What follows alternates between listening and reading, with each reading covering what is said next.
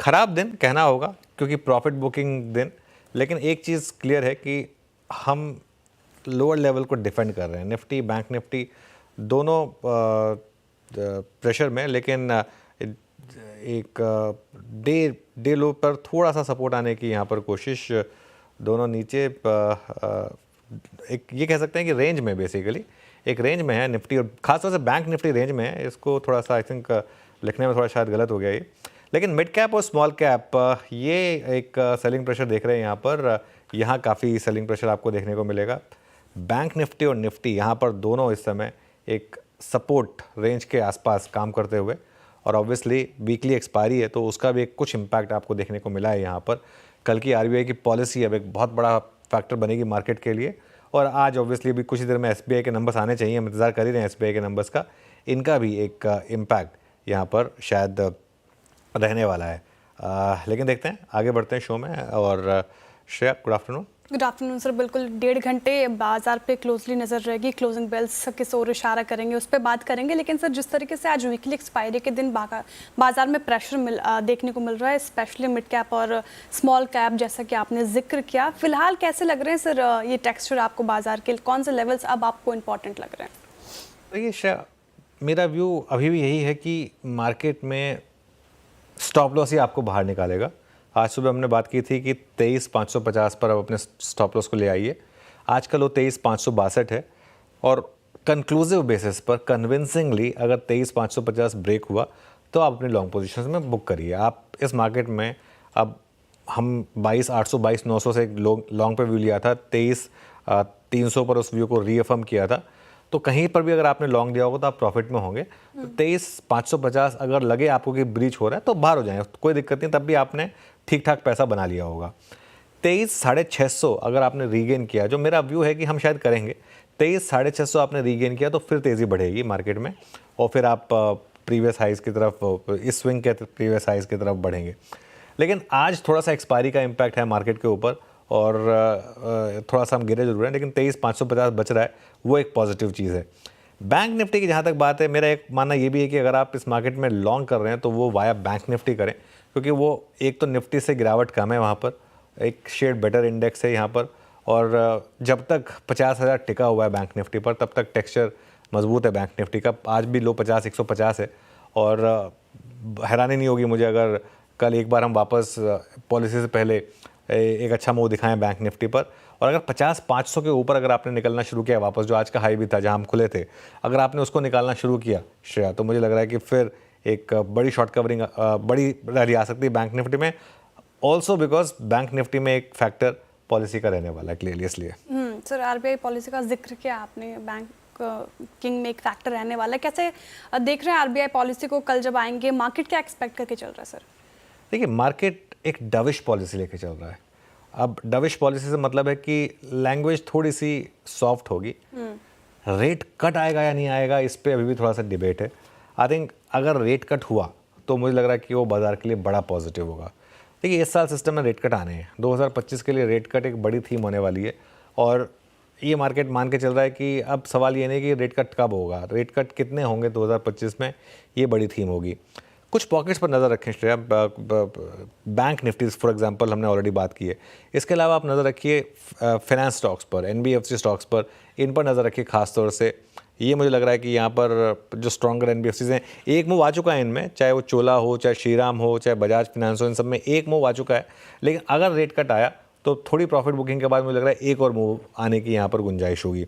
I think real estate एक और space होगी जहाँ पर मुझे लग रहा है कि हाई से हम अच्छे खासे करेक्ट हो चुके हैं, एज एन इंडेक्स करेक्ट हो चुके हैं। यहाँ पर मुझे लग रहा है कि थोड़ा सा स्पेस बढ़ेगा। आई थिंक पीएसयू बैंक्स एक और स्पेस होगी जहाँ पर करेक्शन काफ़ी हो चुकी है, तो वहाँ पर भी आप चाहें तो थोड़ी सी मतलब पोजीशन बिल्ड कर सकते हैं इन एंटिसिपेशन। ये मेरा व्यू होगा। बिल्कुल सर। लेकिन सर, एक सवाल मेरा मिड कैप्स को लेकर भी है। जिस तरीके से आज सेशन में बिकवाली देखने को मिली मिड कैप में, इनफैक्ट आप देखिएगा तो 1.5% के करीब ये पूरा इंडेक्स लुढ़कता हुआ। कल सर आपने कहा था कि मिड कैप में अगर फंसे हैं तो वहाँ से निकल जाने की सलाह होगी, और देखिए आज जो हालात, अब क्या करें मिड कैप में? देखिए, मैं जैसे आपको कल भी ये बात कह रहा था, जस्ट बिकॉज रैली है, जस्ट बिकॉज डिक्लाइन है, मेरा व्यू नहीं चेंज होगा। मेरा व्यू कल भी वही था, चाहे मिड कैप में रैली थी, मेरा व्यू आज भी यही है, चाहे मिड कैप में गिरावट है, कि इस रैली में फंसी हुई पोजीशन से, मिड कैप से आप थोड़ा सा निकलने की कोशिश करें तो वो मेरे ख्याल से एक आपके लिए बेहतर होगा। अच्छा, एक और चीज़, मैं इसमें सिर्फ मिड कैप की बात नहीं कर रहा हूँ, मैं एक दो एग्जांपल दे रहा हूँ आपको। जैसे ट्रेंड का स्टॉक देखिए, अब आप आज ट्रेंड का चार्ट देखिए इंट्राडे में। अब ट्रेंड के नंबर्स में आप कहने को कह सकते हैं कि चलिए थोड़ी सी मिस हुई एस्टिमेट से, लेकिन अगेन इस स्टॉक ने अब पॉजिटिव रिएक्शन देना बंद कर दिया। लेकिन पिछली बार जितना गिरा था उतना नहीं गिरा, क्योंकि थोड़ा सा कंफर्टेबल पोजीशन में आ गया था ये। लेकिन दिक्कत कहाँ पर आ रही है? मेरे ख्याल से दिक्कत वहाँ पर आ रही है जहाँ पर मार्केट का बिल्कुल एक, जिसे कहते हैं ना, थोड़ा सा ट्रस्ट फैक्टर भी थोड़ा सा मिसिंग हो गया है। अब आज सुबह से हम इसका एग्जांपल दे रहे हैं स्विगी का। आज अब देखिए स्विगी का इंटरडे चार्ट देखिए, जहाँ पर भी आप बिल्कुल कंप्लीटली ट्रस्ट फैक्टर लूज़ करेंगे, वहाँ पर मुझे लग रहा है कि और दिक्कतें बढ़ेंगी। और मुझे हैरानी नहीं, आई थिंक आज सुबह जब वो रिकवरी आ रही थी तभी मैंने यही कहा था कि नहीं टिकेगी नहीं है रिकवरी, और ये जाएगा स्टॉक। अब 390 का जो इसका आज ने 52 वीक लो लगाया है, और मेरा जो एक व्यू था कि यहाँ से और 25-30% ये स्टॉक गिरेगा, वो इंटैक्ट है। तो ऐसे आपको कई स्टॉक मिल जाएंगे जो 30-40% ऑलरेडी गिर चुके हैं, लेकिन उसके बावजूद यहाँ से भी 30-40% गिरने का पोटेंशियल रखते हैं, क्योंकि उनमें अर्निंग्स नहीं है। जहाँ पर भरोसा आपका कम होगा वहाँ पे दिक्कत बढ़ेगी। और ये एक एग्जांपल हो गया, ऐसे वैसे कई एग्जांपल हैं। तो मिड कैप में मेरा व्यू अभी भी यही है, और स्मॉल कैप में कि थोड़ा सा आप केयरफुल होकर और कॉन्शियस होकर ही ट्रेड करें। एक और एग्जांपल देता हूँ आपको, वोडाफोन आइडिया का 2% आज भी नीचे है मार्केट में। तो ऐसे कई स्टॉक आपको मिल जाएंगे जहां पर अगर आप फंसी हुई पोजीशंस में हैं तो रैली में से निकलने की कोशिश करें। ठीक है, तो कॉशियस रहने की सलाह है फिलहाल अभी। बिल्कुल कॉशियस रहने की सलाह है। चलिए एक काम करते हैं, अब श्रेया के पास चलते हैं ट्रेंडिंग स्टॉक्स के लिए, और आज का कार्यक्रम का क्रम भी समझ लेते हैं। श्रेया जी सर, जिस तरीके से थोड़ी बिकवाली आज हमें देखने को मिल रही है बाजार में, लेकिन हावी है मिड कैप और स्मॉल कैप में, तो शुरू करते हैं मंदी के ट्रेंडिंग स्टॉक्स के साथ। और देखिए ONGC कल स्पेस में तेजी देखने को मिल रही थी, आज मुनाफा वसूली 2.5% गिरकर कारोबार कर रहा है। BEL भी इस लिस्ट में शामिल, 2.5% की गिरावट। इनफैक्ट आप देखिएगा भारतीय एयरटेल भी गिरावट का शिकार हुआ है, 2% से ज़्यादा टूटा। टाइटन भी 2.5% के करीब टूटकर फिलहाल कारोबार कर रहा है। कुछ और स्टॉक्स देखिए मिड कैप से, पेज इंडस्ट्रीज़ यहाँ पे 4% तक बिकवाली हावी होती हुई, सोलर इंडस्ट्रीज़ में 6% तक की गिरावट आ रही है। लोधा 4% से ज़्यादा लुढ़क गया। सिटी यूनियन बैंक से इस पर भी गिरावट हावी 4% के करीब होती हुई दिखी है। लेकिन कुछ ऐसे स्टॉक्स जहाँ पे खरीदारी भी बनती दिखेगी आपको, ज़्यादा स्टॉक्स आपको फार्मर और हेल्थ केयर इंडेक्स से ही दिखेंगे। देखिए सिप्ला उसमें से 2.5% की तेज़ी, अडानी पोर्ट्स में खरीदारी देखने को मिल रही है 2%, डॉक्टर रेड्डी 1% करीब चढ़ गया, HDFC लाइफ भी चढ़कर कर रहा है कारोबार 1.5% के करीब। अबॉर्ड भी देखिए 5% के करीब तेज़ होता हुआ। मेट्रोपोलिस हेल्थ में अच्छी खरीदारी 2.5% उछल कर कामकाज कर रहा है। जाइडस लाइफ भी यहाँ पे 3.5% के करीब खरीदारी होती हुई, और सोना BLW प्रेस्टीज में भी 2.5% से ज़्यादा, इनफैक्ट 2.25% के करीब तेज़ी होती हुई दिख रही है हमें।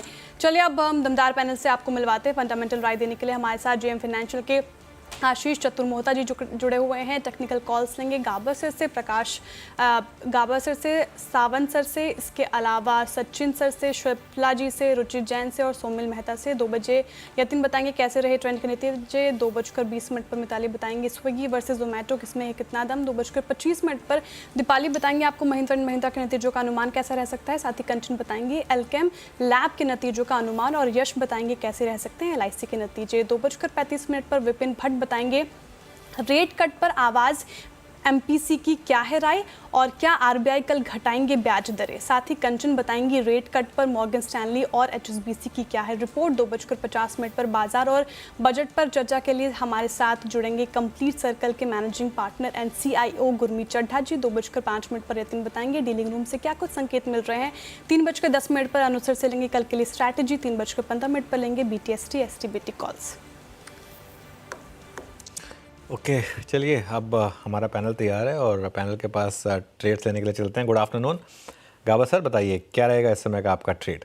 Good afternoon. स्टॉक का नाम है अडानी पोर्ट्स, लॉन्ग, खरीदने लायक है। 1166 के आसपास ट्रेड कर रहा है, तो मेरे ख्याल से टाइट स्टॉक, ज्यादा नहीं, 1150 का होना चाहिए, 15 रुपए का। नियर टर्म टारगेट 1200 रुपए है, मतलब ये स्पिल ओवर ट्रेड हो सकता है। Yes, Adani power, Adani ports. Adani ports में अभी फिलहाल बाई करने की सलाह गाबर सर की पिक आती हुई। शिल्पा जी आप क्या पिक कर रही हैं? Good afternoon. Good afternoon. मेरा सेल के साइड में रहेगा पॉलीकैब सेल, पॉलीकैब मुझे लगता है कि 5500 तक का भी डाउनसाइड मूव दिखा सकता है, तो अभी स्टॉक ट्रेड कर रहा है फ्यूचर्स में एट अराउंड 5900, तो आप सेल कीजिए। स्टॉप लॉस आप यहाँ पे 5950 का रखिए। टारगेट्स ऑफ 5750 पहला, और इसके नीचे जाता है तो 5500 के भी टारगेट्स हो सकते हैं। किसी को ऑप्शंस के थ्रू ट्रेड करना था, आप एट द मनी 5900 का पुट जो रफली 208 रुपए के अराउंड ट्रेड कर रहा है, आप इसमें भी पार्टिसिपेट कर सकते हैं। 170 का स्टॉप लॉस रखिए and look for targets of 260 से लेके 300 के बीच। ओके, तो चलिए ये शिल्पा जी की ट्रेड हो गई पॉली कैप पर एक short call. Sachin, good afternoon. Sachin, आपकी ट्रेड? गुड आफ्टरनून जी, good afternoon to all the panelist. मुझे लग रहा है यहाँ पर डीवीज लैब एक काफ़ी इम्पोर्टेंट रेजिस्टेंस क्लस्टर के आसपास है। 6200 के आसपास इसने ऑलमोस्ट 4 अटेम्प्ट किए थे, वो चारों अटेम्प्ट अभी भी पार नहीं हो पाए। एंड कहीं जाकर आज का भी अटेम्प्ट मुझे लग रहा है थोड़ा सा फेल होते हुए नजर आ रहा है। तो जिस तरीके से डेटा है 6200 के आसपास एक काफ़ी स्ट्रॉन्ग स्टिफ रेजिस्टेंस है। उस रेजिस्टेंस के आसपास आने के बाद 30 मिनट्स पे एक नेगेटिव डाइवर्जेंस है, तो यहाँ पर डीवीज लैब के फ्यूचर्स में शॉर्ट करने की सलाह होगी। फिलहाल तो डेटा यही इंडिकेट कर रहा है कि एक अच्छी करेक्टिव आ सकती है वापस 6000 तक की।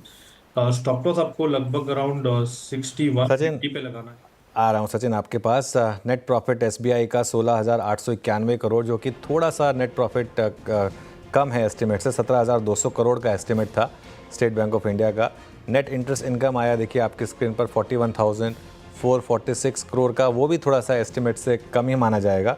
तो अब तक जो पहले नंबर्स आए हैं वो दोनों के दोनों नंबर्स एस्टिमेट से कम आए हैं। देखिए सबसे पहले CNBC आवाज़ पर नंबर्स ब्रेक हो रहे हैं आपकी स्क्रीन पर। 42,500 करोड़ का एस्टिमेट था नेट इंटरेस्ट इनकम को लेकर, 41,446 करोड़ पर आया है ये आंकड़ा। नेट प्रॉफिट की जहाँ तक बात है, ये भी नंबर 16,891 करोड़, 17,200 करोड़ का एक एस्टिमेट था यहाँ पर। तो ये एक कुल मिलाकर अब तक जो नंबर्स आए हैं वो gross NPA quarter on quarter 2.13% से घटकर 2.07% पर आया, और नेट NPA ये भी आएगा कुछ ही देर में आपकी स्क्रीन पर। लेकिन प्रॉफिट 16,891 करोड़ पर है, 17,200 करोड़ का एस्टिमेट था। ओम कैपिटल के राजेश अग्रवाल हमारे साथ हैं, एक बार उनसे बात कर लेते हैं। Rajesh ji, good afternoon. Net NPA flat है 0.53%। अब मार्केट को स्लिपेजेस के नंबर्स का इंतजार रहेगा। राजेश जी बताइए, प्राइमा फेसी कैसे लग रहे हैं नंबर्स? देखिए, प्राइमा फेसी जो एक्सपेक्टेशन थी उससे बिलो एक्सपेक्टेशन आए हैं, इसमें कोई दो राय नहीं है बॉटम लाइन के फ्रंट पे। बट एनपीएस पे थोड़ी बहुत संभावना है कि नेट एनपीए थोड़े ठीक ठाक आए हैं। स्लिपेजेस क्या हुए हैं वो देखना पड़ेगा, प्रोविजनिंग कितनी हुई है वो देखनी पड़ेगी। लेकिन प्राइमा फेसी देखा जाए तो एक्सपेक्टेशन से बिलो है। बट मैं समझता हूँ कि जो भाव में ऑलरेडी नेगेटिव डिस्काउंटेड है, तो आई डोंट थिंक यहाँ से बहुत ज़्यादा नीचे की कोई गुंजाइश बनती है। यहाँ पे अगर किसी भी कारण से 740 735 तक स्टॉक आ जाता है तो वहाँ खरीदारी की सलाह रहेगी। 740 735 पर अगर जाता है तो खरीदारी की सलाह रहेगी। स्लिपेजेस में अभी तक तो खैर आए नहीं है, लेकिन आप क्या नंबर देखना चाहेंगे राजेश जी, और क्या नंबर आया तो वो थोड़ा डिसअपॉइंटिंग होगा आपके लिए?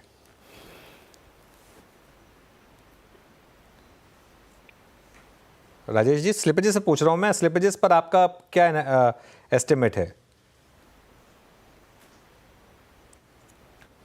ओके, चलिए इस पर एक टेक्निकल कॉल ले लेते हैं। गाबा सर, एक बार SBI का चार्ट देखिए, कैसा लग रहा है स्टॉक? तो एसबीआई का चार्ट है तो थोड़ा वीक, एक डबल टॉप बना हुआ है on the way down which is serious 780 के आसपास। ऐसा अगर यहाँ पर संभल रहा है तो पॉसिबल है कि और लोअर लेवल देखिए। जो रिसेंट लो हमने देखा है एसबीआई का, शायद वो भी अंडर थ्रेट है, और वो करीब करीब 722 का। ये डबल टॉप या तो तोड़ दे ऑन द अपसाइड या फिर नीचे ब्रेक होगा, दोनों में से एक बात होगी। लगता है सोफर भी एसबीआई। ओके, राजेश जी से हुआ क्या कनेक्शन वापस सेट?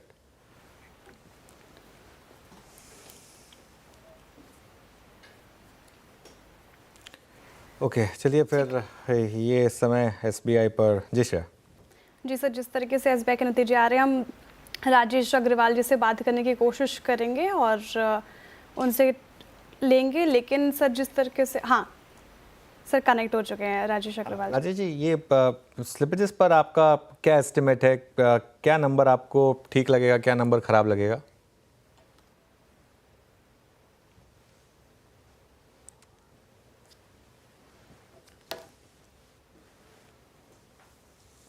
कुछ तकनीकी दिक्कत के कारण हम राजेश अग्रवाल जी से बात नहीं कर पा रहे, लेकिन एसबीआई पर एक फंडामेंटल राय भी ले सकते हैं। और आशीष जी जुड़े हुए हैं क्या हमारे साथ? आशीष जी बताइए, एसबीआई के नंबर्स अभी हालांकि डिटेल में और आएंगे, लेकिन कैसे देख रहे हैं आप स्टॉक को फिलहाल? नहीं देखिए, बिल्कुल मेरे हिसाब से एनआईआई जो है वो बढ़कर आया है, और मेरे हिसाब से जो एक हम सबसे इंटरेस्टिंग चीज़ जो हमें देखनी चाहिए वो है प्रोविजनिंग। और प्रोविजनिंग में एक डिप आई है, कहीं ना कहीं एसेट क्वालिटी की तरफ इंडिकेट कर रहा है कि एसेट क्वालिटी बेटर होती हुई नजर आ रही है। अब यहाँ पर पे जो सबसे हमें देखना होगा कि यहाँ पे क्रेडिट ग्रोथ कितनी है, वो नंबर्स अभी तक मेरे पास नहीं है, पर क्रेडिट ग्रोथ के नंबर्स अगर से 14-15% के आसपास है तो मेरे हिसाब से वो मार्केट की एक एक्सपेक्टेशन थी, और उन नंबर्स के आसपास आता है तो मेरे ख्याल से मार्केट इसको पॉजिटिवली रीड थ्रू करेगा। तो ऑल इन ऑल मैं तो समझता हूँ कि पूरे पीएसयू बास्केट में अभी तक के जो एक नंबर्स देखने को नजर आ रहे हैं उसमें एसबीआई के नंबर्स बेहतर नजर आ रहे हैं। तो कोई भी रिएक्शन आए, पर मुझे लगता है 740-745 पे बढ़िया एक स्टॉक के अंदर में एक एंट्री पॉइंट रहना चाहिए। और अभी ऑफ लेट भी हमने देखा है कि एक अच्छा खासा करेक्शन हुआ, तो जिसकी वजह से एक रीजनेबल प्राइस टू बुक पे स्टॉक आ चुका है। सब्सिडीज के वैल्यूएशन भी काफी अच्छे हैं, तो उसको देखते हुए हमारा मानना है 850 रुपए तक की अपसाइड देखने को नजर आ सकती है। एक चीज जरूर कहूंगा कि नेट एनपीए के नंबर्स कंसिस्टेंटली 1% के नीचे आ रहे हैं, जिसको लेकर के हम एक काफी कॉन्फिडेंट है about the asset quality of this bank. काफ़ी कॉन्फिडेंट साउंड कर रहे हैं आशीष जी रिजल्ट के बाद एसबीआई के, लेकिन अनुज सर आप कैसे देख रहे हैं रिजल्ट को? मुनाफा तो अनुमान से कम ही आया है। एसबीआई के केस में देखिए 2-3 चीज़ें देखनी होंगी हमको। लोन ग्रोथ कैसी रही, स्लिपेजेस के नंबर्स कैसे रहे, वो आई थिंक कुछ देर बाद आएंगे। एसबीआई में ना यहाँ पर मुझे लगता है कि रिस्क रिवॉर्ड अब आपके फेवर में, खोने को बहुत ज़्यादा नहीं है यहाँ पर। स्टॉक वैल्यूएशन में भी बहुत ज़्यादा कंफर्ट है। 900 का हाई था इसका, उसके बाद आपने मार्केट कहाँ से कहाँ जाते हुए देखा था, और इसका तो 900 का हाई जून में लगा था, बाकी मार्केट का तो हाई सितंबर में लगा था उस हिसाब से। लेकिन और इवेंचुअली है तो ग्रोथ, वो तो जो हमारा एस्टिमेट है उससे थोड़ा नीचे आ गया नंबर, लेकिन है तो ग्रोथ ही यहाँ पर। एक बार यतिन के पास भी चलते हैं, और यतिन ने इसको स्टडी किया है, पोल भी यतिन ने बनाया था। यतिन थोड़े से नंबर्स फीके हैं पोल के मुकाबले ऑब्वियसली, लेकिन और क्या कलर दे सकते हैं आप नंबर्स में? तो देखिए, प्रेजेंटेशन आना अभी बाकी है, तो कुछ समय में वो भी आ जाएगा। ऐसे लग रहा है कि एसेट क्वालिटी जो फियर्स थे बाजार में उससे थोड़ा बहुत बेहतर ही प्रदर्शन है। अगर हम एब्सोल्यूट ग्रॉस एनपीए देखें तो 84,360 करोड़ के आसपास आए हैं। तो एब्सोल्यूट ग्रॉस एनपीए जो सीक्वेंशियल इंक्रीज है वो केवल 1000 करोड़ का है। और अगर हम बात करें नेट एनपीए की तो यहाँ नंबर आया है 21,377 यानी 21,377 करोड़, और यहाँ भी आपने 600-700 करोड़ का इंक्रीज देखा है सीक्वेंशियल बेसिस पे। तो एसेट क्वालिटी पे ये कहना चाहूँगा कि क्योंकि ये क्वार्टर में एग्री स्लिपेजेस ज़्यादा होते हैं, बहुत सारे एनालिस्ट ये भी बोल रहे थे कि एमटीएनएल भी शायद ये टाइम एनपीए रिकॉग्नाइज हो जाए, वहाँ स्लिपेजेस आपको बढ़ते हुए नजर पड़े। तो ये सब एडजस्टमेंट आपको ध्यान में रखने हैं, और कहीं ना कहीं अगर हम एसेट क्वालिटी के फ्रंट पे कहें तो सेटिस्फैक्टरी रहेगा। नेट इंटरेस्ट इनकम ने एक्सपेक्टेशंस को मीट किया है, प्रॉफिट ने भी एक्सपेक्टेशन को मीट किया, क्योंकि जो एसबीआई का पोल होता है वहाँ जो प्रॉफिट नंबर होता है वो रेंज में होता है। तो अगर हम मीडियम रेंज की बात करें तो एक्सपेक्टेशन के हिसाब से ये, हालांकि जो मैनेजमेंट की कमेंट्री है और जो प्रेजेंटेशन है जहाँ एडवांसेस ग्रोथ और थोड़े ग्रैन्युअल नंबर्स आएंगे, उसके बाद एक वर्डिक्ट आना लगभग रहेगा। लेकिन ओवरऑल एक सेटिस्फैक्टरी क्वार्टर एसबीआई के लिए। Overall satisfactory quarter. यतिन शुक्रिया, और अब आप वापस जुड़िएगा जब वो प्रेजेंटेशन आ जाए और उसमें से आप बाकी नंबर्स। हाँ, कुछ कहना चाह रहे हैं आप? या और एक फिगर है मेरे पास ट्रेजरी की एबिट का। अगर हम ट्रेजरी की एबिट की बात करें ना, तो यहाँ जो सेगमेंटल आया है वो केवल 840 करोड़ ट्रेजरी गेन आया है इस क्वार्टर में, और पिछले क्वार्टर ये नंबर था 5,400 करोड़, उसके पिछले क्वार्टर भी इतना ही रन रेट था। तो ये टाइम ट्रेजरी गेन्स कम हुई है, जिसके कारण प्रॉफिट पे असर हुआ है। हमको ये देखना है कि कितना असर आपको इंटरनली होता हुआ नजर पड़ता है रिटर्न एसेट्स पे। लेकिन ओवरऑल जो दूसरे सेगमेंट्स के आप नतीजे देखेंगे तो आपको सिक्वेंशियल इंप्रूवमेंट ही दिखेगा, चाहे वो कॉर्पोरेट बैंकिंग हो चाहे वो रिटेल बैंकिंग हो। नंबर्स ठीक ठाक हैं, सिर्फ ट्रेजरी गेन में एक बड़ा शॉक है जो एक्सपेक्टेड लाइंस पे। तो ठीक है, तो मतलब ऑपरेशनल नंबर्स जो धंधे वाले जो नंबर्स हैं, कॉर्पोरेट बैंकिंग हो चाहे रिटेल बैंकिंग हो, वो अच्छे हैं। ट्रेजरी में थोड़ा सा डिसअपॉइंटमेंट है, तो शायद मार्केट इसको पॉजिटिवली ले। आशीष, क्या भी होगा, ऐड करेंगे क्या स्टॉक को यहाँ पर इन लेवल्स पर? बिल्कुल, मैं तो अनुज इसको ऐड करूँगा। हम हमारे पोर्टफोलियोज़ में स्टॉक बना हुआ है और हमने पीएसयू बैंक्स में जनरली अभी जो पिछले हमने आपके शोज़ में कई बार कहा कि एक समय पे हम पीएसयू बैंक्स में पूरे ईटीएफ पे फ़ोकस कर रहे थे या इन जनरल कर रहे थे, और पिछले कई दिनों से हमने जो अपने स्टॉक्स का एक्सपोज़र कम करके सिर्फ एसबीआई के अंदर अपनी पोज़ीशनिंग बनाई, क्योंकि वहाँ पर पे सबसे अच्छी एसेट क्वालिटी है, वहाँ पे वैल्यूएशन की कम्फर्ट काफ़ी स्ट्रॉन्ग है, क्रेडिट ग्रोथ का एनवायरनमेंट काफ़ी स्ट्रॉन्ग है। और इसको देखते हुए मुझे लगता है कि ये जो डिप अभी बाजार में हमें देखने को भी मिली एसबीआई में, जहां स्टॉक 900 रुपए से ऑलमोस्ट 750 रुपए के आसपास हमें मिल रहा है, तो ये बहुत ही अट्रैक्टिव एरिया है जहां पर पे लॉन्ग टर्म इन्वेस्टर्स को पोजीशन क्रिएट करना चाहिए। और मैं तो मानता हूँ 850 से 900 रुपए तक की अपसाइड आने वाले कुछ समय में जल्दी एसबीआई के स्टॉक में देखने को नजर आ जाएगी। ओके, तो चलिए ये एसबीआई का स्टॉक। अच्छा, meanwhile I think trades pick करनी रह गई थी अभी हमारे पास। सौमिल और रुचित की ट्रेड्स बाकी हैं, एक बार वो लोग कवर करते हैं, उसके बाद वापस कुछ नंबर्स का एनालिसिस करेंगे। Saumil, good afternoon. सौमिल, आपके ट्रेड्स? मेरा पहला ट्रेड होगा सेल ऑन फेडरल बैंक में सेल होगा, और यहाँ पे एक छोटा सा फ्लैग पैटर्न बना है और नीचे की तरफ टूटने की तैयारी है। मोमेंटम इंडिकेटर सेल में है, तो जो स्टॉप लॉस होगा 187 का होगा और टारगेट 172। ओके, रुचित, आपने क्या पिक किया? जी, वेरी गुड आफ्टरनून अनुज जी। वेल, बैंकिंग स्पेस में से मेरा बाय आइडिया है कोटक बैंक पे। तो प्राइमरली देखें तो नंबर्स के बाद में ये स्टॉक ने फरवरी फर्स्ट वीक में अपने कंसोलिडेशन से ब्रेकआउट दिया था, और उसके बाद पूरा ही साइडवेज रेंज जो हुआ है 5 तारीख के बाद में अपने 20 डे में सपोर्ट के ऊपर ये पूरा कंसोलिडेशन हो रहा है। ओवरऑल ट्रेंड काफी स्ट्रॉन्ग लग रहा है, जो रीसेंट प्राइस वॉल्यूम एक्शन हुआ है उसके हिसाब से 1870 के नीचे स्टॉप लॉस रखे इसमें खरीदारी की सलाह रहेगी नियर टर्म के लिए, 2000 के अराउंड के टारगेट्स के लिए। ठीक है, तो कोटक महिंद्रा बैंक फिलहाल ये एक बाई साइड की ट्रेड। आशीष जी, फंडामेंटली आपको कौन सा स्टॉक अच्छा लग रहा है?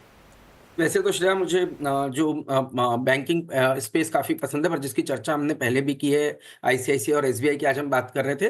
बट अगर से दूसरा स्पेस जिस पे मैं काफ़ी प्रॉमिसिंग मुझे बेट लगता है, वो है पूरा एंटायर सीडीएमओ का स्पेस, यानी कि contract development and manufacturing space, जो कि फार्मा सेक्टर के अंदर में हमें पसंद है। और इसके अंदर में जो कंपनीज काफ़ी अच्छा काम कर रही है और नंबर्स भी बहुत ही प्रॉमिसिंग आए। पहले तो डिवीज लैब की बात करूंगा, जहां पर भी कंपनी ने 25% की ग्रोथ दिखाया है। हमने देखा है कि कैसे जो पूरा कस्टम सिंथेसिस का बिजनेस है, वहां पर पे एक खासा ग्रोथ हमें देखने को नजर आ रही है, और जिसकी वजह से मार्जिन्स में भी काफी इंप्रूवमेंट आए। तो डिवीज लैब भी हमें पसंद है, पर इसी स्पेस में एक मिड कैप कंपनी है, वो है लॉरस लैब, जो हमें काफी इंटरेस्टिंग लगती है। इस कंपनी के इस क्वार्टर के नंबर आप देखेंगे तो उसमें काफी सिग्निफिकेंट जंप आया है, 20% के करीब ऑपरेटिंग मार्जिन हो चुकी है, जो कि 15% के आसपास हमें देखने को नजर आती थी। और कंपनी ने 2019 से 2000 करीब 23 तक के 2600 करोड़ रुपए का केपेक्स किया हुआ है, और हमें लगता है कि अब इस केपेक्स के जो कहीं ना कहीं नंबर्स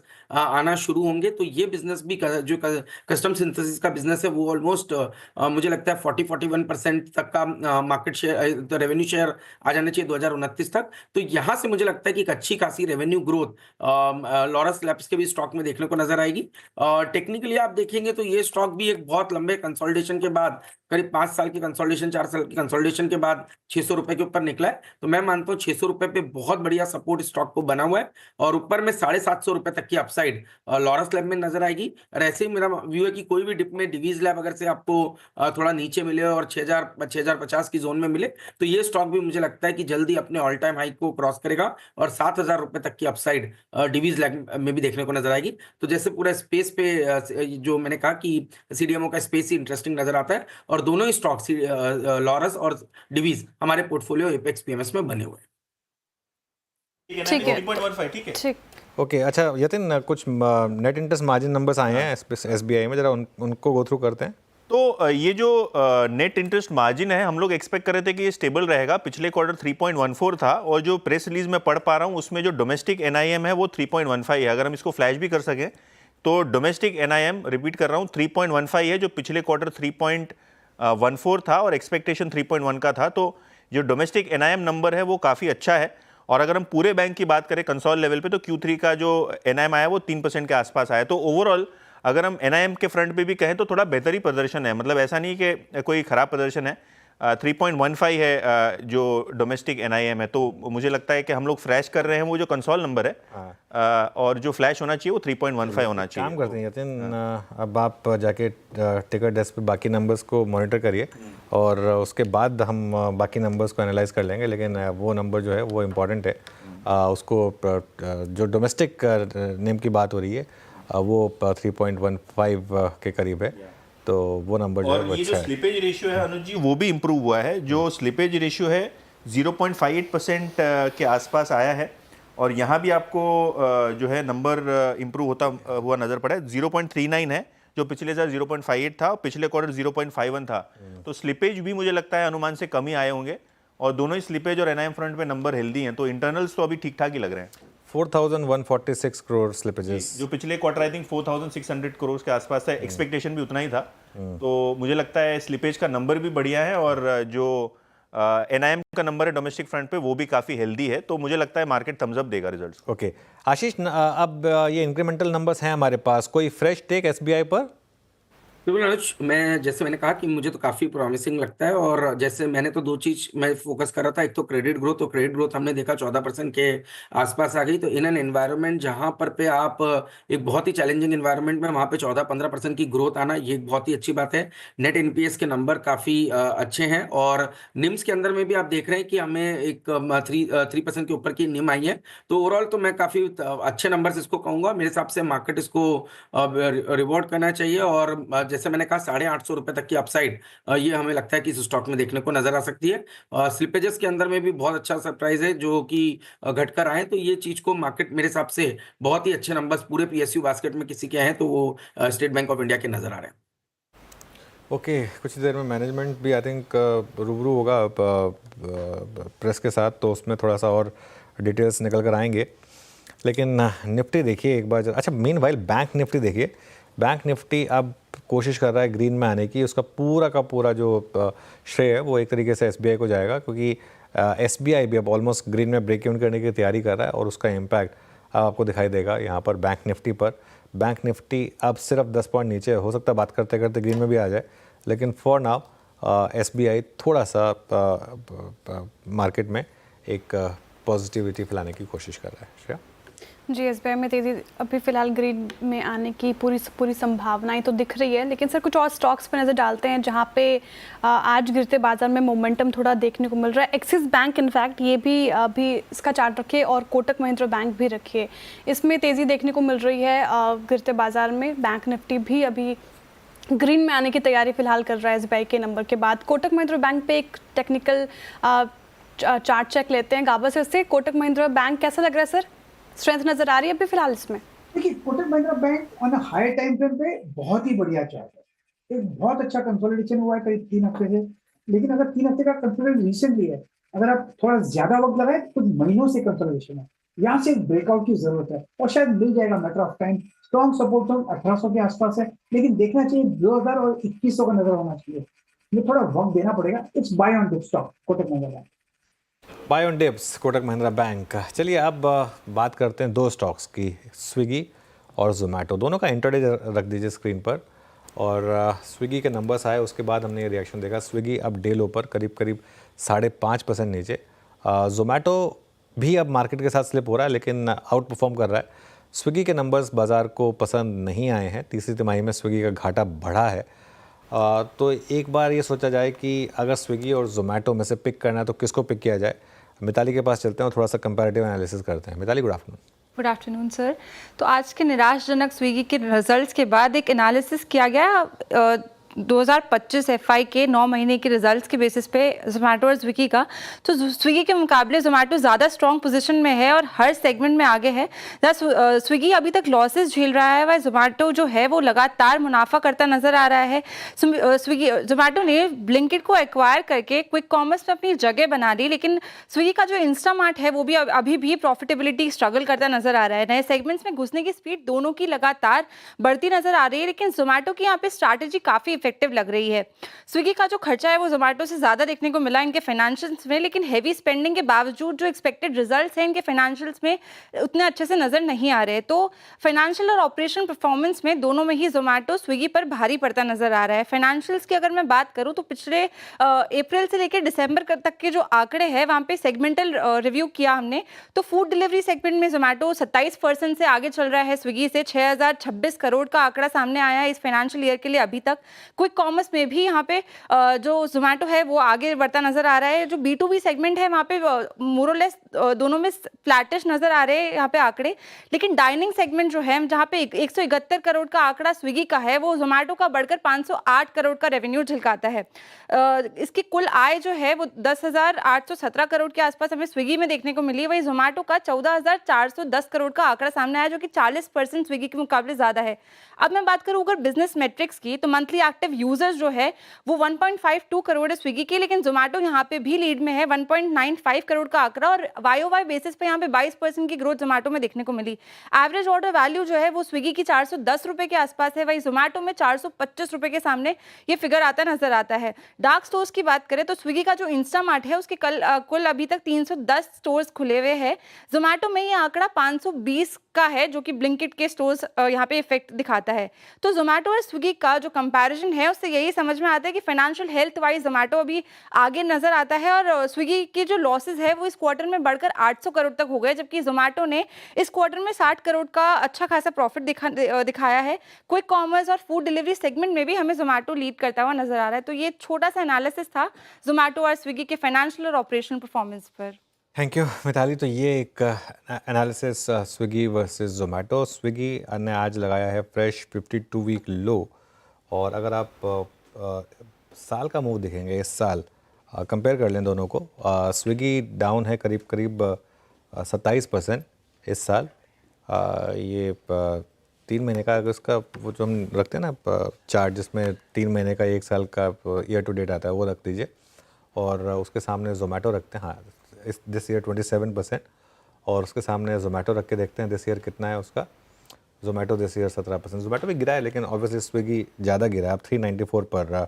आशीष ऐड करेंगे क्या स्विगी, या है क्या आपके पोर्टफोलियो में? पहली बात तो अनुज देखिए, हमारे पोर्टफोलियो में जोमेटो है और स्विगी का भी हमने थोड़ा एक्सपोजर लिया, पर हम ओवरवेट पोजीशन हमारी कहीं ना कहीं जोमेटो पे है। बट ये जो नंबर्स आए इसके बाद डेफिनेटली एक चीज जो हमें लगती है कि क्लियरली ये रिजल्ट ये इंडिकेट कर रहे हैं कि Zomato is far ahead in terms of its operating performance. आप देखिए जिस तरह से इंस्टामार्ट ने नए डार्क स्टोर्स खोला और स्विगी ने जो नए डार्क स्टोर्स खोला उसके ऊपर में उन्होंने उनके जो लॉसेस हैं वो बहुत ज्यादा स्टीप है as compare to almost same number of stores added by Zomato, पर उनके लॉसेस इसके कंपैरेटिवली आधे हैं। तो ये कहीं ना कहीं क्लियरली इंडिकेट कर रहा है कि इंस्टामार्ट के ऊपर काफी ज्यादा प्रेशर है एज कम्पेयर टू जोमेटो में, ब्लिंकिट के अंदर में। और ये कॉम्पिटिटिव इंटेंसिटी तो देखिए बनी रहेगी, क्योंकि जब तक जेप्टो को एक बहुत बड़ी फंडिंग मिली हुई है, $1.5 बिलियन की फंडिंग है, और उसके सामने जब तक ये बर्न करते रहेंगे तब तक के प्रेशर तो तीनों ही कंपनीज के नंबर में देखने को नजर आएगा। बट जो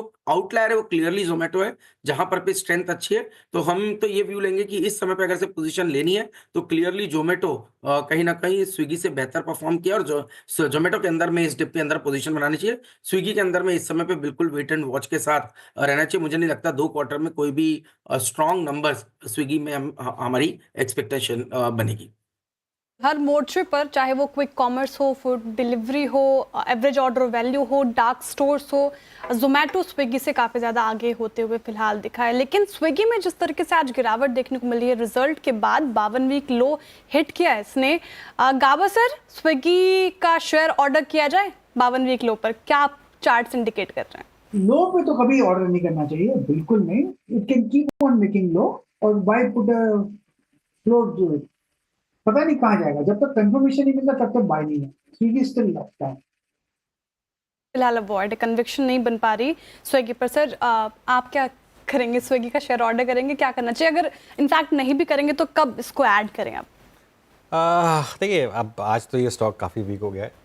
आई थिंक इसने एक रैली दी आपको, वो पूरी होप ट्रेड थी। वो थीसिस सही था उस समय, जो एक हमने प्ले किया था कि इतना डिस्काउंट पे शायद, और वो बुल मार्केट थीसिस था श्रेया, तो इसलिए वो 390 से 600 रुपये की उसने मजबूत रैली दी, और वहाँ पर फिर अपने प्रॉफिट बुकिंग की भी बात की थी उसमें। अब ये जो नंबर्स आए ना, अब इनको पहले डिलीवर करने दें नंबर, उसके बाद लेंगे। अब उससे पहले ये स्टॉक कहाँ जाके रुके मुझे नहीं पता। 350 पे रुक सकता है, 300 पे रुक सकता है, यहाँ से आधा हो सकता है, डबल डिजिट में आ सकता है, पता नहीं मुझे फ्रैंकली, कहीं पे भी आ सकता है। क्योंकि जिस तरीके की लॉस मेकिंग कंपनी है ये, मैं क्यों दूँ? मार्केट में इतनी प्रॉफिट मेकिंग कंपनियाँ इतने अच्छे मार्केट कैप पे अवेलेबल हैं, और ये कोई सस्ते स्टॉक नहीं है। ऐसा नहीं है कोई बहुत सस्ते स्टॉक हैं, बहुत महंगे स्टॉक हैं। इतना मार्केट कैप कमांड करते हैं, किस लिए, किस खुशी में? इनको थोड़ा और करेक्ट होने दीजिए, थोड़ा सा मार्केट की रिस्पेक्ट करें, उसके बाद ही उनको वापस हम रिविजिट करेंगे। चलिए आगे बढ़ते हैं। कल सुबह 10 बजे आरबीआई की मॉनेटरी पॉलिसी का ऐलान होगा। नए आरबीआई गवर्नर संजय मल्होत्रा की ये पहली पॉलिसी होगी। 5 साल के बाद ब्याज दरों में कटौती की उम्मीद की जा रही है। आज एमपीसी में जो आउटकम आया उससे क्या संकेत मिल रहे हैं, विपिन से जानते हैं। Vipin, good afternoon. तो बताइए, क्या रेट कट एक्सपेक्ट कर रहे हैं एमपीसी? Good afternoon sir. हाँ, इनफैक्ट इस बात पे तो जो हमारे आवाज़ एमपीसी के तीनों एक्सपर्ट्स थे, तीनों इकोनॉमिस्ट थे, वो यूनानिमस हैं, एक राय है कि रेट कट तो होना है। आइए, तो जयेश मेहता साहब थे, डीके जोशी साहब थे, मदन सबनवीस, तीनों ने एक सुर में कहा रेट कट तो इस बार होना ही होना है। इम्पॉर्टेंट था कितना होना है। एक जनरल फिगर है सबके पास 0.25 बेसिस पॉइंट का, 1/4% का 25 पैसे, जिसे हम आपकी भाषा में, बाजार की भाषा में कह देते हैं कि क्या ये 25 पैसे का रेट कट आएगा। एक सवाल मैंने उनसे पूछा, क्या कोई सरप्राइज आ सकता है? क्या यहाँ पर ग्रोथ को पुश देने की जो बात है तो आरबीआई की तरफ से, क्योंकि सारे फैक्टर्स हैं इस वक्त जो उनके फेवर में दिख रहे हैं, लेकिन तीनों लोगों का कहना था कि शुरुआत शायद 25 बेसिस पॉइंट से ही होगी, तो आप 25 बेसिस पॉइंट का रेट कट जो है आप एक्सपेक्ट कर सकते हैं। फोकस महंगाई पर है या ग्रोथ पर? क्योंकि आरबीआई का प्राइमरी वर्क है महंगाई को कंट्रोल में करना। नंबर्स उनके फेवर में हैं थोड़े, हालांकि 5% के ऊपर है, लेकिन फिर भी उम्मीद की जा रही है कि अंडर कंट्रोल रहेगी, और वहां उनका साफ कहना था कि ग्रोथ पे फोकस होगा। जिस तरह से बजट में रहा, वही पॉलिसी के साथ आरबीआई भी कदम ताल करता हुआ नजर आएगा। एक दो सवाल हमने उनसे और पूछे कि क्या सपोर्ट मिल रहा है उनको इस बजट से। रुपए में गिरावट एक बड़ी चीज है, जो डोनाल्ड ट्रंप साहब रोज अपने ट्रम्प कार्ड इधर उधर करते हैं, और उससे जो इम्पैक्ट आता है, उससे जो अनसर्टेनिटी बनती है ग्लोबल मार्केट्स में, उसका इम्पैक्ट हमारे देश में भी आता है। तो उन्होंने कहा कि रुपए में चिंता गिरावट है, मदन सबनवीस साहब का कहना था, लेकिन जो जयेश मेहता और डीके जोशी उन्होंने कहा रहेगा उनके कॉन्शियस में, वो ध्यान रखेंगे उस चीज का, वो भी उनका काम है रुपए को बैलेंस करना, लेकिन इतनी बड़ी चिंता नहीं होगी आरबीआई के लिए कि वो अपने इस कदम को रोक दे कि वो रेट कट से पीछे हटे। सो ये एक चीज है। और आखिरी सवाल था कि क्या फिस्कल डेफिसिट का जो टारगेट गवर्नमेंट की तरफ से आया रिड्यूस होता हुआ और आगे अगले फाइनेंशियल ईयर के लिए तो 4.4 पे चला गया, तो वह क्या सपोर्ट करेगा इस पॉलिसी स्टैंड को? हाँ, तीनों का आंसर था। और एक तो चीज़ है कि रेट कट होने वाला है, और 25 बेसिस पॉइंट तो पक्का है, ऊपर कुछ आ जाए तो बोनस है। बिल्कुल, तो ये देखने वाली बात हो कि कल क्या बड़े ऐलान होते हैं रेट कट के मोर्चे पर। बहुत शुक्रिया विपिन जी तमाम जानकारी के लिए। अब देखिए, 5 साल बाद ब्याज दरों में कटौती की उम्मीद की जा रही है, और अगर ऐसा होता है तो किन सेक्टर्स और शेयर्स को नफा नुकसान होगा, इस पर ब्रोकरेज हाउसेस की रिपोर्ट आई है। और रिपोर्ट बताने के लिए कंचन नौटियाल जुड़ी हुई है। कंचन, बताइए रेट कट पर मॉर्गन स्टैनली और HSBC की रिपोर्ट क्या कहती है? जी, 2 बिग ब्रोकरेज ने यहाँ पे अपनी रिपोर्ट को प्रेजेंट किया है। सबसे पहले बात कर लेते हैं मॉर्गन स्टैनली की, जहाँ पे उन्होंने कहा है कि जो हाई फिक्स रेट लेंडर्स हैं उनको एक अच्छा खासा फायदा देखने को मिल सकता है। इनफैक्ट जो अनसिक्योर्ड लेंडर्स हैं वहां पे भी एक अच्छी खासी तेजी देखने को मिल सकती है। व्हीकल और साथ ही साथ गोल्ड फाइनेंस कंपनियों को यहाँ से फायदा हो सकता है। लेकिन नेगेटिव किसके लिए होगा, सबसे पहले उस पर बात करते हैं। जो हाउसिंग फाइनेंस कंपनी है उस पे अगर ये रेट कट आता है तो एक नेगेटिव इम्पैक्ट डाल सकता है। अगर स्टॉक स्पेसिफिक बात करी जाए तो LIC हाउसिंग फाइनेंस पे हो सकता है कि हमें एक नेगेटिव इम्पैक्ट देखने को मिले। अब सबसे ज्यादा फायदा किसको होगा? फायदा होगा M&M फाइनेंशियल और साथ ही साथ SBI कार्ड्स को। और मॉर्गन स्टैनली इस टाइम पे जिस पे ओवरवेट है उनमें ना सबसे पहला नाम आता है PNB housing finance, Shriram finance, Bajaj finance, home first finance और साथ ही साथ एप्टस। अब बात कर लेते हैं HSBC की। इन्होंने कहा है कि लिक्विडिटी और रेगुलेशन और साथ ही साथ जो पॉलिसी डायरेक्शन है वो मार्केट के लिए काफी ज्यादा क्रूशियल है। इसके साथ ही साथ लिक्विडिटी और रेगुलेशन में अगर थोड़ी सी भी सॉफ्टनेस आती है तो उससे मार्केट के अंदर हमें एक पॉजिटिव आउटकम आता हुआ दिखाई दे सकता है। अब इन्होंने ये भी कहा है कि एनबीएफसी को रेट कट से सबसे ज्यादा हमें अच्छा खासा फायदा होता हुआ दिखाई दे सकता है। जो बड़े प्लेयर्स हैं और साथ ही साथ जो डाइवर्सिफाइड एनबीएफसीज है उनको भी यहाँ पे फायदा आता हुआ दिखाई देगा। उनकी टॉप पिक्स में जो एनबीएफसी के अंदर से निकल के आया है वो है चोला इन्वेस्टमेंट, श्रीराम फाइनेंस और एमएनएम फाइनेंशियल सर्विस। और जिसको सबसे ज्यादा जो फायदा संभव है उनके नाम की अगर बात करी जाए तो IndusInd bank, equity small finance bank और साथ ही साथ उज्जीवन स्मॉल फाइनेंस बैंक को यहाँ पे फायदा आता हुआ दिखाई दे सकता है। लेकिन अगर आप देखें एमएनएम फाइनेंशियल, मॉर्गन स्टैनली और एचएसबीसी दोनों की ही रिपोर्ट में एक ऐसा नाम है जो कॉमन आया है। बिल्कुल, तो बहुत बहुत शुक्रिया कंचन। आशीष, अगर रेट कट आया कल तो पोर्टफोलियो में कुछ चेंजेस की दरकार होगी क्या? नहीं, देखिए रेट कट अगर से आता है तो ये डेफिनेटली मुझे लगता है कि एक चीज जिसको हम रीड करेंगे वो है बैंकिंग लिक्विडिटी के अंदर में, और वहां पर पे मुझे लगता है बैंक्स के लिए ये वापस पॉजिटिव होगा। तो ये मैं समझता हूँ कि बैंकिंग वैसे भी एक कंफर्ट जोन में है क्योंकि वैल्यूएशन की कंफर्ट बहुत ही अच्छी है। आप क्रेडिट ग्रोथ भी अभी जैसे हम बात कर रहे थे, एसबीआई का 14% ग्रोथ नंबर आया, आईसीआईसीआई ने अच्छे नंबर्स प्रेजेंट किए, और ये भी एक ऐसे एनवायरनमेंट में जो कि बहुत ही चैलेंजिंग एनवायरनमेंट है। तो ऐसे समय पे अगर से रेट कट आता है तो मेरे हिसाब से बैंकिंग के अंदर में, एनबीएफसी के अंदर में ओवरवेट होने की बात होगी। हमने 2 दिन पहले आपके शोज पे चोलामंडलम फाइनेंस की बात की, श्रीराम फाइनेंस की बात की, तो मुझे लगता है ये जो क्वालिटी एनबीएफसी कंपनीज है ये बहुत अच्छा कर सकते हैं। और आज अभी भी मुझे लगता है कि ये जो स्पेस है काफी इंटरेस्टिंग है, तो यहाँ पर पे जरूर एक ओवरवेट की पोजीशन हम लेंगे। ओके, तो बिल्कुल। मीनवाइल एक बार बैंक निफ्टी देखते हैं जरा। बैंक निफ्टी में एक शार्प रिकवरी आ रही है अब, कर्टसी वो एसबीआई तो है ही खैर जिसकी वजह से रिकवरी आई है, लेकिन एक बार आप चार्ट देखिए कोटक, आईसीआईसीआई बैंक और एचडीएफसी बैंक का भी। आई थिंक सब में शानदार रिकवरी है लोअर लेवल से। कोटक में तो खास तौर से कोटक डे हाई पर है, आईसीआईसीआई बैंक कोशिश कर रहा है डे हाई पर आने की, और एचडीएफसी बैंक, हाँ HDFC bank actually day high पर आया और ओपन हाई को क्रॉस करने की तैयारी करता हुआ यहाँ पर 1739.95 का ओपन हाई था, अब 1737 पर। तो ये थोड़ा सा एक पॉजिटिविटी यहाँ पर। एक बार ट्रेंड को रिविजिट करते हैं क्योंकि ट्रेंड अब 6.5% नीचे, इंट्राडे में ट्रेंड 6.5% नीचे, इस साल 24% नीचे, और अपने टॉप से 52 वीक हाई से अब 35% नीचे आ चुका है। शिल्पा जी, एक समय पर सबका फेवरेट हुआ करता था ये स्टॉक, अब सब बेयर्स का फेवरेट हो गया है, क्या करें इसमें? जी बिल्कुल अनुज जी, हमने 1-2 बार इसमें बात किया था कि ये ट्रेंड शायद 5200 तक के लेवल्स के लिए इसको आप देखते हुए नीचे जाते हुए देख सकते हैं, तो ऑलमोस्ट देयर। तो मुझे लगता है कि एक बार ये 5200 जोन्स पे आए तो आप इसमें डेफिनेटली एक हम लोग रिविजिट कर सकते हैं। मुझे लगता है वहां पे एक पोजिशनरी लॉन्ग हम लोग एक्टिवेट कर सकते हैं। तो अभी के लिए और थोड़ा सा डाउनसाइड प्ले बाकी है इसमें। बिल्कुल, रिविजिट की आपने बात की तो उसको रिविजिट करते हैं यतिन के साथ।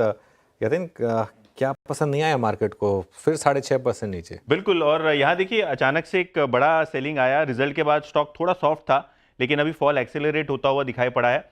2-3 प्राइमरी रीजन जो बाजार शायद नाखुश है। सबसे पहले ग्रोथ क्लियरली स्लो हो रही है।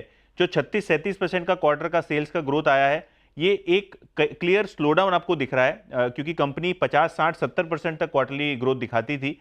और ऐसा नहीं है कि वैल्यूएशन में कोई स्टॉक सस्ता मिल रहा है, वैल्यूएशन भी अपना रोल प्ले कर रहे हैं। इसके अलावा अगर हम देखें तो कंपनी ने एक अपने प्रेस नोट में एक इंपॉर्टेंट चीज डाली है, स्टोर कंसोलिडेशन।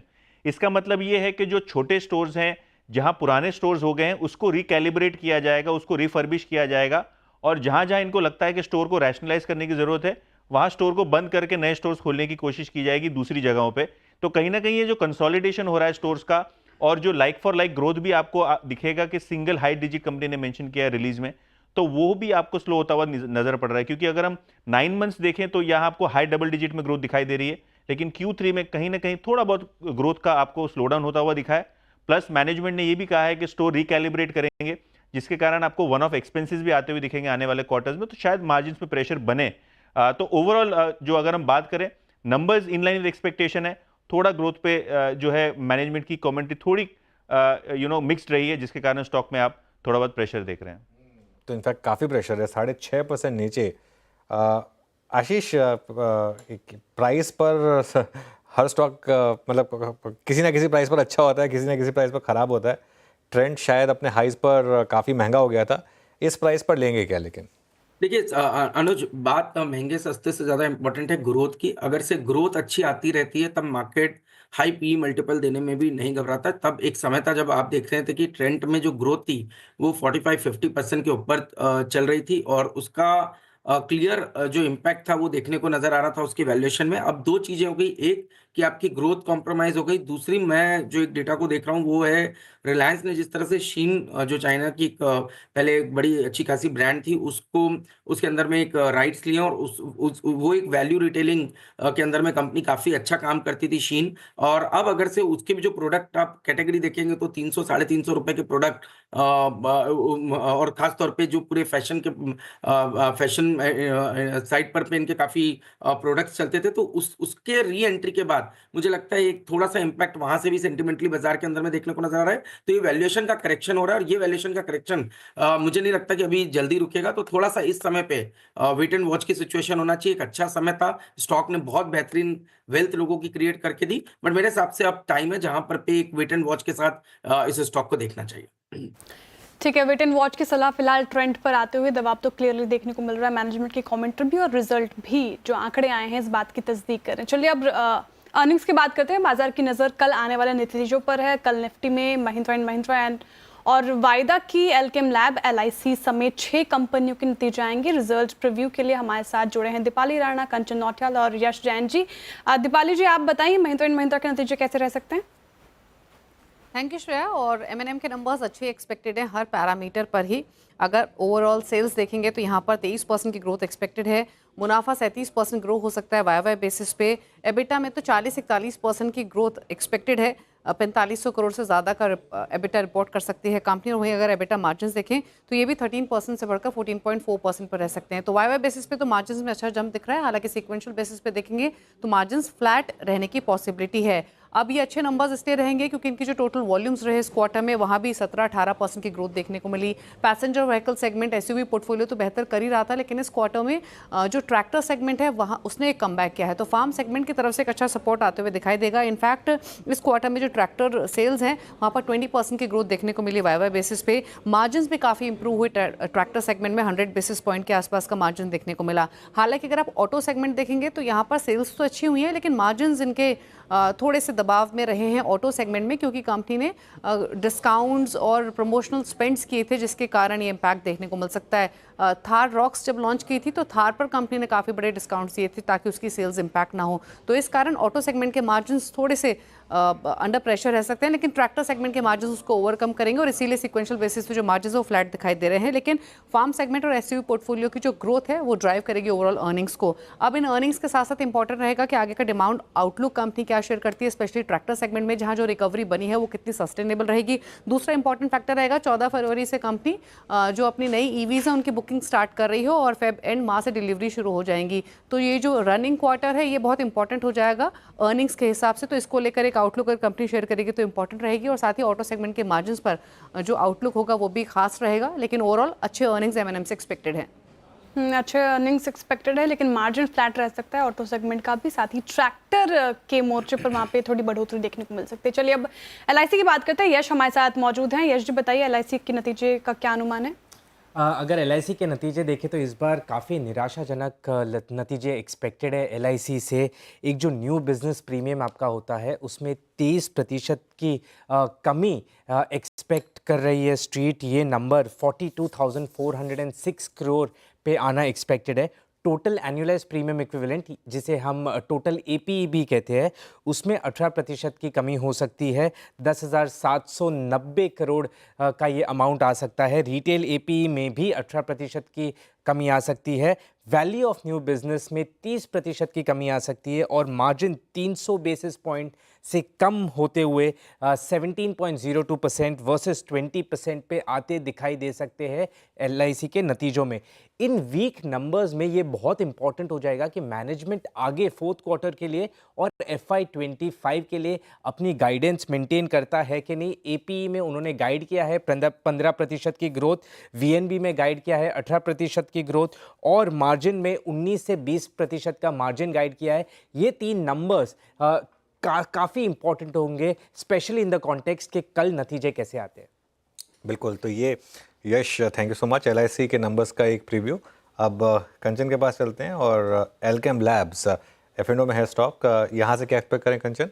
नंबर सर यहाँ पे हमें फ्लैट साइड में देखने को मिल सकते हैं। रेवेन्यू 4 से 5% बढ़ता हुआ दिखाई दे सकता है, लेकिन पैट और एबिटा की बात करी जाए तो 1 से 2% की तेजी यहाँ पे एक्सपेक्टेड है। But at the same time margins में हमें यहाँ पे कोई भी चेंज नहीं देखने को मिल सकता, यानी कि फ्लैट मार्जिन्स एक्सपेक्टेड है। लेकिन अगर डोमेस्टिक फॉर्मुलेशन सेल्स की बात करी जाए तो 4% की ग्रोथ यहाँ पे बढ़ती हुई दिखाई दे सकती है, एक्सपेक्टेशन जताई जा रही है, जिसके पीछे का जो मेजर रीजन है वो है मॉडरेट एक्यूट ग्रोथ। और साथ ही साथ अगर यूएस सेल्स की तरफ नजर डाली जाए तो यहाँ पे हमें 14% का डिक्लाइन देखने को मिल सकता है, यानी कि $71 मिलियन तक ये नंबर आता हुआ दिखाई दे सकता है। अब इसके पीछे का जो मेजर कारण है वो बेसिकली इनके जो नए लॉन्चेस हैं वहां पे हमें थोड़ा सा स्लोअर पेस देखने को मिला है, और साथ ही साथ जो इनका पोर्टफोलियो है इस टाइम पे इतना स्ट्रॉन्गर नहीं है।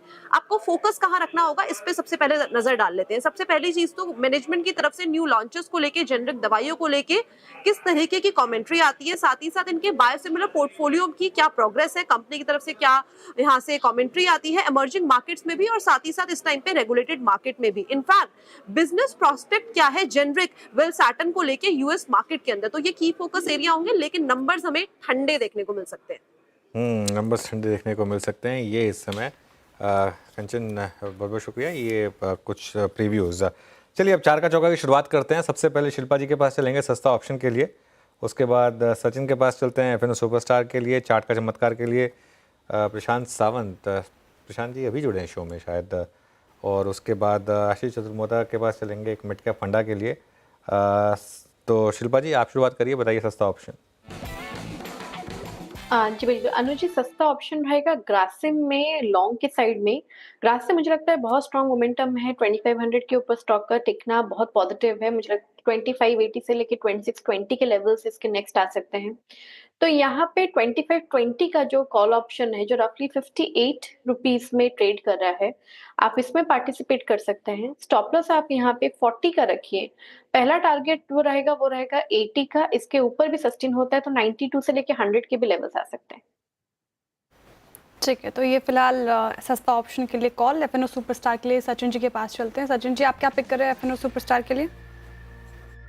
मुझे यहाँ पर डॉक्टर रेड्डीज की प्राइस एक्शन थोड़ी सी कंफर्टेबल लग रही है। जिस तरीके से पिछले 3 दिनों से लगातार यहाँ पर एक higher top higher bottom sequence है, एक अच्छा बेस इसने 1200 के पास कंफर्म किया है। एंड जिस तरीके से एक पॉजिटिव कन्वर्जेंस है इसके 5 एंड 20 एक्सपोनेंशियल मूविंग एवरेजेस के आसपास, तो मुझे लग रहा है थोड़ी सी और ये रैली एक्सटेंड हो सकती है। तो 1280 के लक्ष्य के लिए यहाँ पर डॉक्टर रेड्डीज के फ्यूचर्स में खरीदारी करने की सलाह होगी। स्टॉप लॉस आपको लगभग अराउंड 1224 पे लगाना है on closing basis. Prashant ji good afternoon. Prashant ji बताइए आपकी ट्रेड चार्ट का चमत्कार में। जी Anuj ji, very good afternoon सभी दर्शकों और पैनलिस्ट को नमस्कार। तो यहाँ पे पीआई इंडस्ट्रीज मुझे एक काफी अच्छा पैटर्न नजर आ रहा है और करीबन 3640 पे स्पॉट ट्रेड हो रहा है। मैं स्टॉप लॉस रखूंगा 3590, 3590। यहाँ से जो टारगेट मैं देख रहा हूँ वो होगा 3800, 3800 का। ठीक है, पीआई इंडस्ट्रीज फिलहाल चार्ट का चमत्कार के लिए। अब मिड कैप फंडा के लिए चलते हैं आशीष जी के पास। आशीष जी बताइए आपका मिड कैप फंडा। जी तो देखिए, जैसे मैंने कहा सीडीएमओ स्पेस हमें पसंद है। इसी में एक कंपनी है पिरामल फार्मा, जो हमें काफ़ी अच्छी लग रही है क्योंकि यहाँ पर पे 3 जो बिजनेसेस हैं वो काफ़ी इंटरेस्टिंग है। एक तो सीडीएमओ का बिजनेस जो करीब करीब कंपनी का 58 से 60% कंट्रीब्यूशन करता है। साथ ही साथ हम देख रहे हैं कि जो दूसरा जो बिजनेस है वो Indian consumer health care business है, वहाँ पर पे भी 13-14% की ग्रोथ हमें देखने को नजर आ रही है। और तीसरा जो बिजनेस है वो कॉम्प्लेक्स हॉस्पिटल जेनरिक्स का, वहाँ पे अभी कंपनी 14% की ग्रोथ कर रहा है। बट जो इंटरेस्टिंग स्पेस है वो है सीडीएमओ, जहाँ पे हमें लगता है कि इंडिया का जो सीडीएमओ मार्केट शेयर है वो यहाँ से करीब करीब 2 टाइम्स बाय 2028 बढ़ता हुआ नजर आएगा। और जिसके चलते सभी जो सीडीएमओ प्लेयर्स हैं, क्वालिटी सीडीएमओ प्लेयर्स हैं, ये सब 17-18% की टॉप लाइन ग्रोथ करते हुए नजर आएंगे। और पिरामल फार्मा के केस में भी हमें लगता है 17% की टॉप लाइन ग्रोथ आएगी। बट जो पैड ग्रोथ है वो 23 से 24% की आएगी, क्योंकि यहाँ पर पे एक तो इनका जो निश सेगमेंट है उसमें ऑपरेट कर रहे हैं, दूसरा ज्योग्राफिकल प्रेजेंस काफी स्ट्रांग है। तो इनके जो मैन्युफैक्चरिंग फैसिलिटीज है वो ग्लोबली अवेलेबल है, जिसके चलते हमें लगता है कि यूएस में कोई भी जो चेंजेस आ रहे हैं उसका एक बड़ा बेनिफिट इस कंपनी को मिलेगा, क्योंकि इनकी प्रेजेंस वहाँ पर भी काफ़ी ज़्यादा है और इसके चलते हमें लगता है कि ये कंपनी एक लॉन्ग टर्म पर्सपेक्टिव से काफ़ी इंटरेस्टिंग रहेगी। दूसरी बात हमें लगता है कि डेट के अंदर में बड़ा रिडक्शन आएगा और जिसके चलते री-रेटिंग ये कंपनी देखेगी तो 228 के आसपास ये स्टॉक ट्रेड कर रहा है। मैं समझता हूँ 218, 215 पे एक लॉन्ग टर्म सपोर्ट स्टॉक का बना है। स्टॉक अपने 200 डे मूविंग एवरेज के ऊपर कंसिस्टेंटली ट्रेड कर रहा है और ऊपर में मैं समझता हूँ 280 से 300 तक की पोटेंशियल अपसाइड पिरामल फार्मा के स्टॉक में देखने को नजर आ सकती है। एज अ डिस्क्लोजर ये स्टॉक हमारे पोर्टफोलियो एपेक्स पीएमएस में बना हुआ है। Okay, Piramal pharma CDMO space से। चलिए अब फटाफट चारों ट्रेड रिकैप करते हैं आपके लिए। सबसे पहले शिल्पा जी ने शुरुआत की ग्रासिम। यहाँ पर आपको फेब का 25-20 का कॉल ऑप्शन लेना है 40 के स्टॉप लॉस और 80 के टारगेट के साथ। सचिन के पिक है डॉक्टर रेड्डीज फ्यूचर्स, यहाँ पर 1224 का स्टॉप लॉस, 1280 का टारगेट। पीआई इंडस्ट्रीज प्रशांत को पसंद है, यहाँ पर 3590 के स्टॉप हैं, 3800 के टारगेट हैं। और आशीष चतुर्माता के पिक है पिरामल फार्मा। ये लॉन्ग टर्म के हिसाब से उनका एक आइडिया होगा, 280 से 300 तक के टारगेट्स यहाँ पर आपको लेने होंगे। मार्केट अभी भी डे लो के काफ़ी करीब, खासतौर से broader market mid cap index में श्रेया काफ़ी डिक्लाइन है इस समय। बिल्कुल सर, डिक्लाइन तो है, लेकिन बैंक निफ्टी में थोड़ा अप मूव देखने को मिल रहा है। ग्रीन पे आके कारोबार करता हुआ बैंक निफ्टी।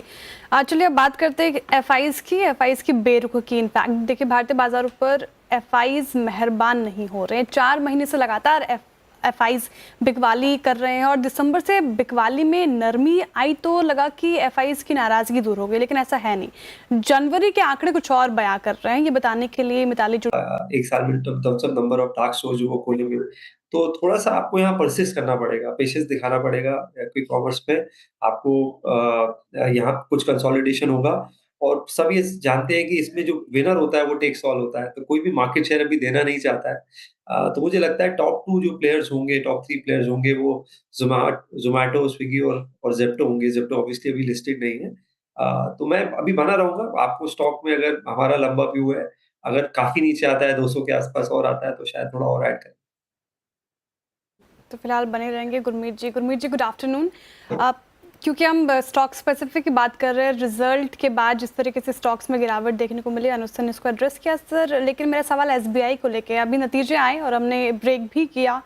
अब मुनाफे की बात करें तो 84% साल दर साल इसमें बढ़ोतरी देखने को मिल रही है। उसके बदौलत बैंक निफ्टी में एक पुश भी आया है। एसबीआई के रिजल्ट पर आपका व्यू और क्या एक्सपोजर बढ़ाएंगे इस पर्टिकुलर काउंटर में? तो थोड़ा सा मिक्स रिजल्ट आया है। तो एसेट क्वालिटी इंप्रूव हुई है, ग्रॉस एनपीए गिरा है, लेकिन अगर आप एनआईआई देखें जो नेट इंटरेस्ट इनकम है, जो कि एक कोर मेजर होता है बैंक की ग्रोथ का, वो फ्लैट है क्योंकि नेट इंटरेस्ट मार्जिन थोड़ा सा कम हुआ है। 3.15 3.16 से शायद 3% आया है। तो कहीं ना कहीं बाजार ये देखना चाहेगा कि निम जो है वो बॉटम आउट हो और उस पर प्रेशर ना आए, 3 के नीचे ना आ जाए। थोड़ा सा आरबीआई पॉलिसी है कल, तो वो भी हमें देखना पड़ेगा। मुझे लगता है आरबीआई का थोड़ा कंस्ट्रक्टिव रुख रहने वाला है और लायबिलिटी साइड एसबीआई अच्छा कर रहा है। करीबन 52 लाख करोड़ का डिपॉजिट बेस हो गया, तो अपने आप में एक बहुत बड़ा इंजन है। और थोड़ा सा उन्होंने जो पर्सनल लोन है, जो उनका एक्सप्रेस क्रेडिट डिवीजन है, वहाँ पे उन्होंने थोड़ा स्लो किया है। लेकिन जो गोल्ड लोन है, कॉर्पोरेट लोन है, होम लोन है, वहाँ पे वो अच्छा कर रहे हैं। तो मुझे लगता है अगर बैंक थोड़ा मेजर्ड ग्रोथ करता है, जब इन्वायरमेंट ओके होता है, तो एक अच्छा साइन है। उसमें उसको बहुत ज़्यादा क्वार्टर ऑन क्वार्टर रीड नहीं करना चाहिए। मेरे हिसाब से स्टेडी रिजल्ट है।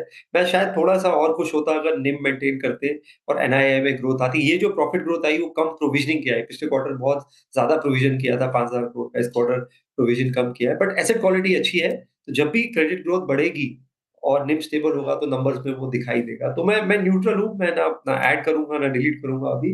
और ज़्यादा रीज़नेबल है अभी। आप देखिए 1.1 के बुक वैल्यू पे है, तो स्टॉक बहुत ज़्यादा एक्सपेंसिव नहीं है। ठीक है, स्टॉक बहुत ज़्यादा एक्सपेंसिव नहीं है, न्यूट्रल रहेंगे आप। लेकिन सर कल आरबीआई पॉलिसी है, बाजार एक्सपेक्ट कर रहा है रेट कट। आप क्या एक्सपेक्ट कर रहे हो? अगर ऐसा होता है, रेट कट आता है, तो क्या रणनीति स्ट्रैटेजी आपकी रहेगी फिर? मुझे लगता है आरबीआई बहुत सारे टूल्स यूज़ करेगा। रेट कट को लेके अभी मैं श्योर नहीं हूँ क्योंकि करेंसी पे बहुत एकदम से पिछले 2 दिन में प्रेशर आया है। जबकि डॉलर इंडेक्स जो है वो वापस 107.5 आया है 109 के ऊपर से। पर रूपी पे प्रेशर है, ऑलमोस्ट 87.50 87.60 के लेवल पे है। तो मुझे ये लगता है कि अगर रेट कट हो तो वेलकम है। आइडियली रेट कट हमें थोड़ा पहले करना चाहिए था क्योंकि जो कोर इन्फ्लेशन है वो पिछले लगभग 6-7 रीडिंग उसकी 3.6, 3.5, 3.7 है। जिससे माइनस फ्यूल और माइनस फूड करके इन्फ्लेशन अगर आप निकालते हैं, और क्योंकि फ्यूल प्राइसेस कंट्रोल्ड है, और अभी प्रूफ ऐसे स्टॉक भी है। मुझे लगता है और टूल्स आरबीआई यूज करेगा, लिक्विडिटी इन्फ्यूजन करेगा, डॉलर स्वैप्स करेगा, और बहुत सारे टूल्स हैं, ओएमओज हैं, रिस्क वेटेज कम किए जा सकते हैं कुछ लोन कैटेगरीज में, ताकि ओवरऑल जो ब्याज दर है नीचे आए। तो आपको कॉम्बिनेशन मिलेगा बहुत सारे मॉनेटरी टूल्स का। रेट कट अभी मैं श्योर नहीं हूँ, मैं 50-50 हूँ कि होगा कि नहीं। ओके, मीनवाइल ट्रेंड अब सर्किट की तरफ बढ़ रहा है। जी हाँ, 8% अब नीचे हो चुका है ट्रेंड का स्टॉक। एक बार दोबारा लेकर आइए, ये स्टॉक का भारी गिरावट है यहाँ पर। मीनवाइल आरईसी नंबर्स के बाद थोड़ी सी उसने एक थोड़ा सा पुल बैक दिखाया। गुरमीत, अब कैपिटल गुड स्टॉक्स को लेकर आपका क्या व्यू होगा? क्योंकि बजट से पहले एक बड़ी गिरावट आई थी, बजट के बाद भी बहुत लोगों ने कहा कि ये कैपेक्स का नंबर बहुत ख़राब है, और हमारी बात भी हो रही थी उस दिन, लेकिन समहाउ पिछले 2-3 दिन में अच्छी रिकवरी है यहाँ पर। क्या व्यू होगा? हालांकि अभी भी स्टॉक्स अंडर परफॉर्मर्स ही रहे हैं। अनुज, मुझे लगता है थोड़ा सिलेक्टिव होना है। ये ऐसा नहीं है कि कैपिटल एक्सपेंडिचर नहीं हो रहा है। इनफैक्ट एक सीएलएसए की बहुत अच्छी रिपोर्ट है, अगर आप स्टेट बोरोइंग्स और लॉस मेकिंग एंटिटीज की अगर आप जो सपोर्ट है उसको एडजस्ट करें, तो 12 लाख करोड़ से ऊपर का कैपेक्स है, और जो स्टेट पीएसयूज को सपोर्ट देगी, गवर्नमेंट को क्रेडिट लाइन देगी, वो नंबर लगभग लगभग 15 लाख करोड़ आता है। प्लस अभी इस साल के 2.25-2.5 लाख करोड़ एक्सपेंडिचर बचा है। थोड़ा पिकअप हमने देखा दिसंबर में, जनवरी में भी थोड़ा पिकअप है, तो 14 लाख करोड़ अगले 14 महीने में कम नंबर नहीं है बिल्कुल भी। बट सिलेक्टिव होने की जरूरत है। मुझे लगता है कुछ रेलवे स्टॉक्स है उसमें बहुत ज्यादा करेक्शन आया है, वहां पे हम देख सकते हैं 40-50% करेक्शन है। डिफेंस स्टॉक्स में ऑर्डर आने के बावजूद रिएक्शन जो है मार्केट का थोड़ा सबड्यूड है। जैसे सोलर इंडस्ट्रीज है, एलएनटी का क्वासाई इंफ्रा, क्वासाई डिफेंस और क्वासाई एनर्जी पे तीनों है। तो मुझे लगता है एलएनटी हो गया, सोलार हो गया जो क्वासी डिफेंस पे है। एक हमें कंपनी पसंद है टाइम टेक्नोप्लास्ट, जो प्लास्टिक ड्रम्स और वैल्यू एडेड उसमें सीएनजी किट्स और ईवी किट्स बनाती है, क्योंकि एक तरीके से क्वासाई कंजम्पशन और क्वासाई कैपिटल गुड्स प्ले है। एनर्जी ट्रांसमिशन और जनरेटर दोनों में अच्छा करेक्शन आया है। तो मुझे लगता है कि बैलेंस बनाना चाहिए पोर्टफोलियो में। एक एक पिछले साल हम सिर्फ डिफेंस, रेलवे और पीएसयूज कर रहे थे। इस साल हम सब जो है सिर्फ कंजम्पशन की तरफ जाने की बात कर रहे हैं। आई थिंक एक बैलेंस बनाना बहुत ज़रूरी है। मुझे लगता है अपॉर्च्युनिटीज़ दोनों जगह होगी। मैं स्टेपल्स नहीं लूँगा कंजम्पशन में, डिस्क्रिशनरी ज़्यादा लूँगा। सिमिलरली कैपिटल गुड्स में मैं defence, energy, railway selectively play करूँगा। ओके, मीनवाइल एचडीएफसी बैंक पूरी तरह से कोशिश कर रहा है कि थोड़ा सा बैंक निफ्टी को ग्रीन में रखा जाए, और एक अच्छा पुल बैक अब यहाँ पर स्टॉक में डे हाई के आसपास। गुरमीत, एचडीएफसी बैंक पर काफ़ी सवाल आते हैं हमें, अब क्या भी होगा यहाँ पर?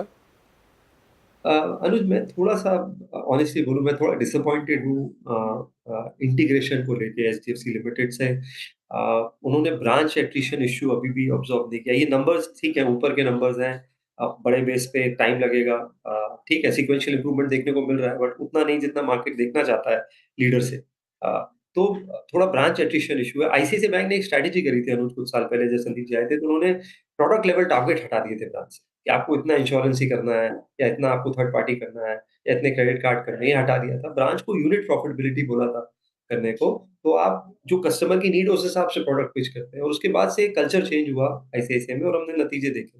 आई थिंक एचडीएफसी में थोड़ा-सा मुझे लगता है जो mid level, management level attrition है, वो एक सॉल्व होना बहुत ज़रूरी है। वो नंबर्स में धीरे-धीरे कहीं न कहीं रिफ्लेक्ट कर रहा है।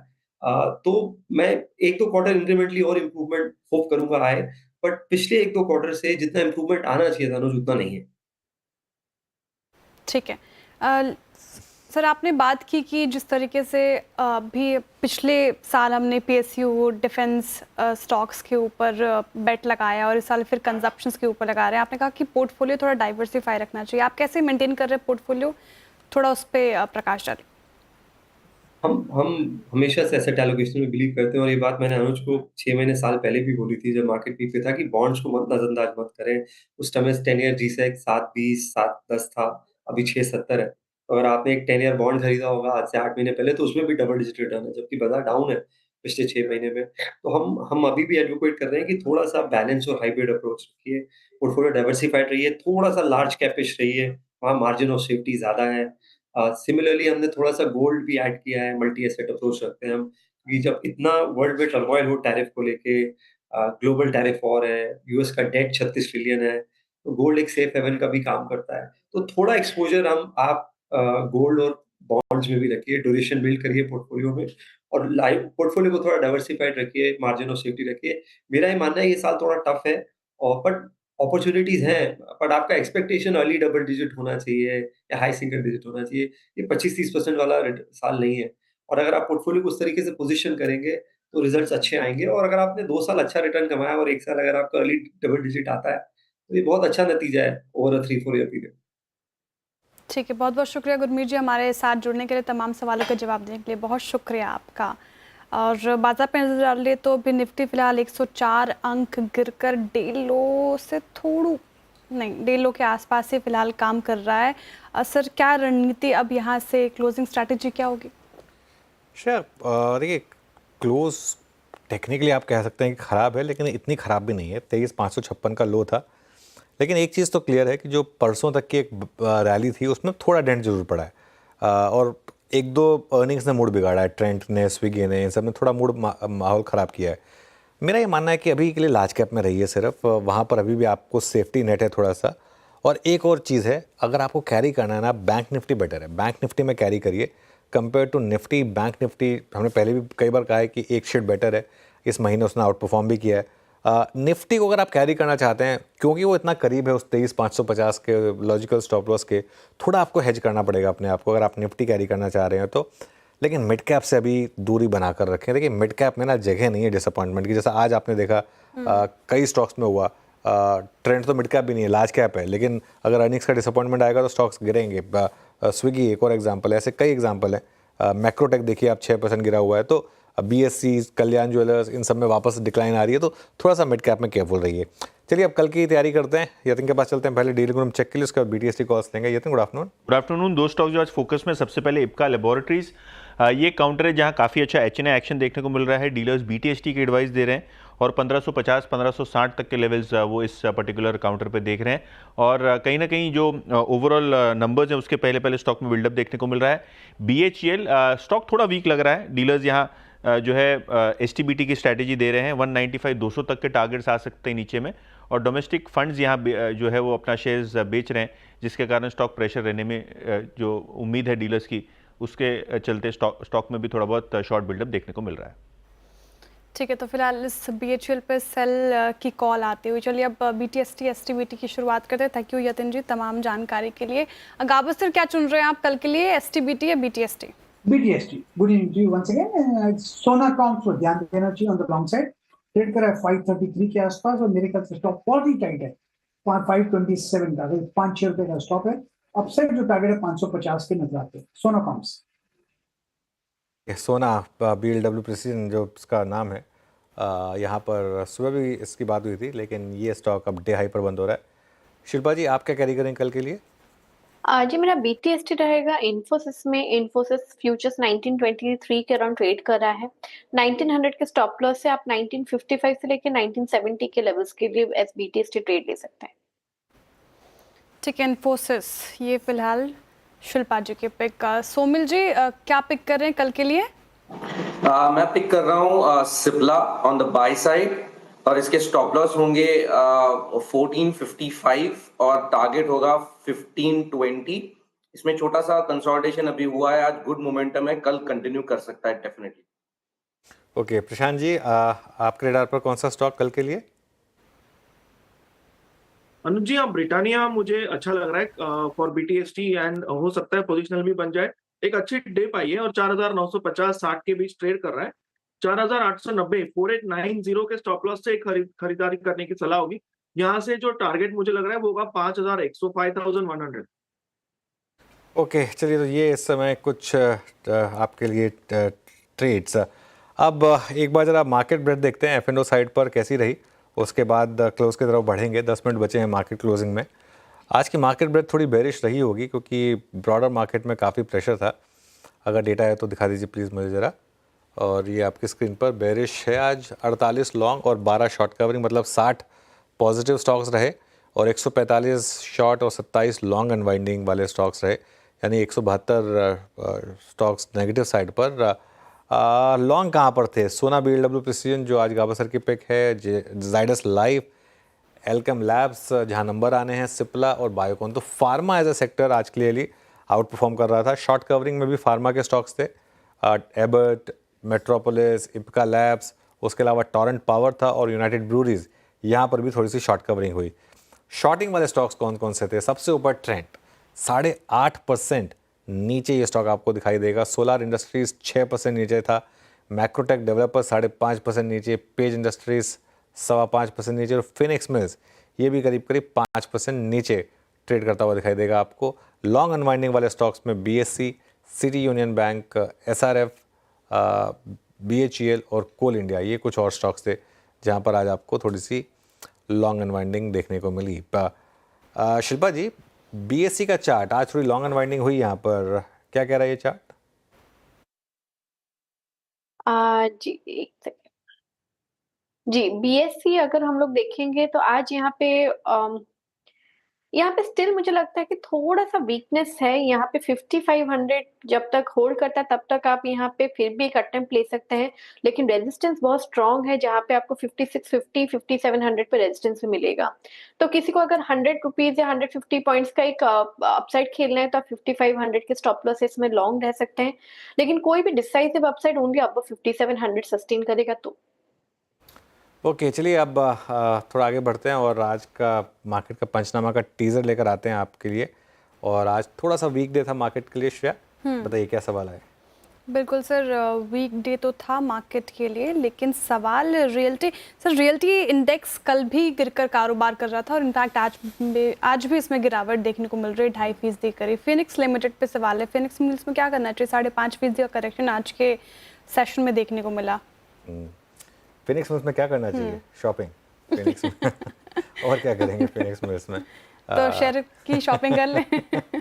बिल्कुल कर सकते हैं। मेरे ख्याल से मैं काफ़ी पॉजिटिव हूँ इस स्टॉक पर। मेरे ख्याल से एक ये और एक और स्टॉक है शेयर नेस्को, काफ़ी अंडर रेटेड हैं दोनों के दोनों स्टॉक, ये मेरा मानना है। नेस्को भी जैसे फिनिक्स मिल्स यहाँ पर है, ऐसे ही अगर इसका एक इक्विवेलेंट आप गोरेगांव साइड में ढूंढेंगे, मतलब मच लोअर पेडिग्री में, तो वो नेस्को है। तो ये दोनों स्टॉक्स मेरा ये मानना है कि एक ऐसी स्पेस को रिप्रेजेंट करते हैं जो एस्पिरेशनल कंजम्पशन और जिनका बिजनेस है ना इतना स्ट्रांग है, इतना मैसिव है, एक एन्युटी इनकम। फिनिक्स मिल्स में फॉर एग्जांपल आप सिर्फ पार्किंग का अगर आप एक एन्युटी इनकम निकाल लें, नेस्को में सिर्फ पार्किंग का आप एन्युटी इनकम निकाल लें, जितनी वो लोग एग्जीबिशंस करते हैं उसका जो फिक्स चार्जेस हैं, फिनिक्स मिल्स में जो फिक्स चार्जेस, जो फिक्स रेंटल्स उन्होंने लिए हुए हैं, वो अगर आप निकाल लें तो आपको समझ में आएगा कि ये स्टॉक्स क्यों इस तरीके से करते हैं। और ये ऑलमोस्ट ये सारे के सारे स्टॉक्स एक तरीके से ना ऑलमोस्ट रिसेशन प्रूफ बन चुके हैं। मंदी हो तेज़ी हो, ये स्टॉक्स मतलब इनकी अर्निंग्स अच्छी आती हैं। तो to cut long story short, बिल्कुल बने रहने। ठीक है, बने रहने की सलाह फिलहाल। सर सूर्य जी पूछ रहा है आईटीसी होटल पे टॉप गेनर्स में शामिल है, आज ये 2% से ज़्यादा तेज़ होकर कारोबार कर रहा है, इनफैक्ट अब क्लोज होने वाला है। आईटीसी होटल्स में क्या करना चाहिए, बने रहें? देखिए आईटीसी होटल्स में एक चीज़ हुई थी कि जो लिस्टिंग हुई थी वो एक्सपेक्टेशन से काफ़ी नीचे हुई थी, काफ़ी म्यूटेड थी लिस्टिंग। दिखा दीजिए स्टॉक इसका।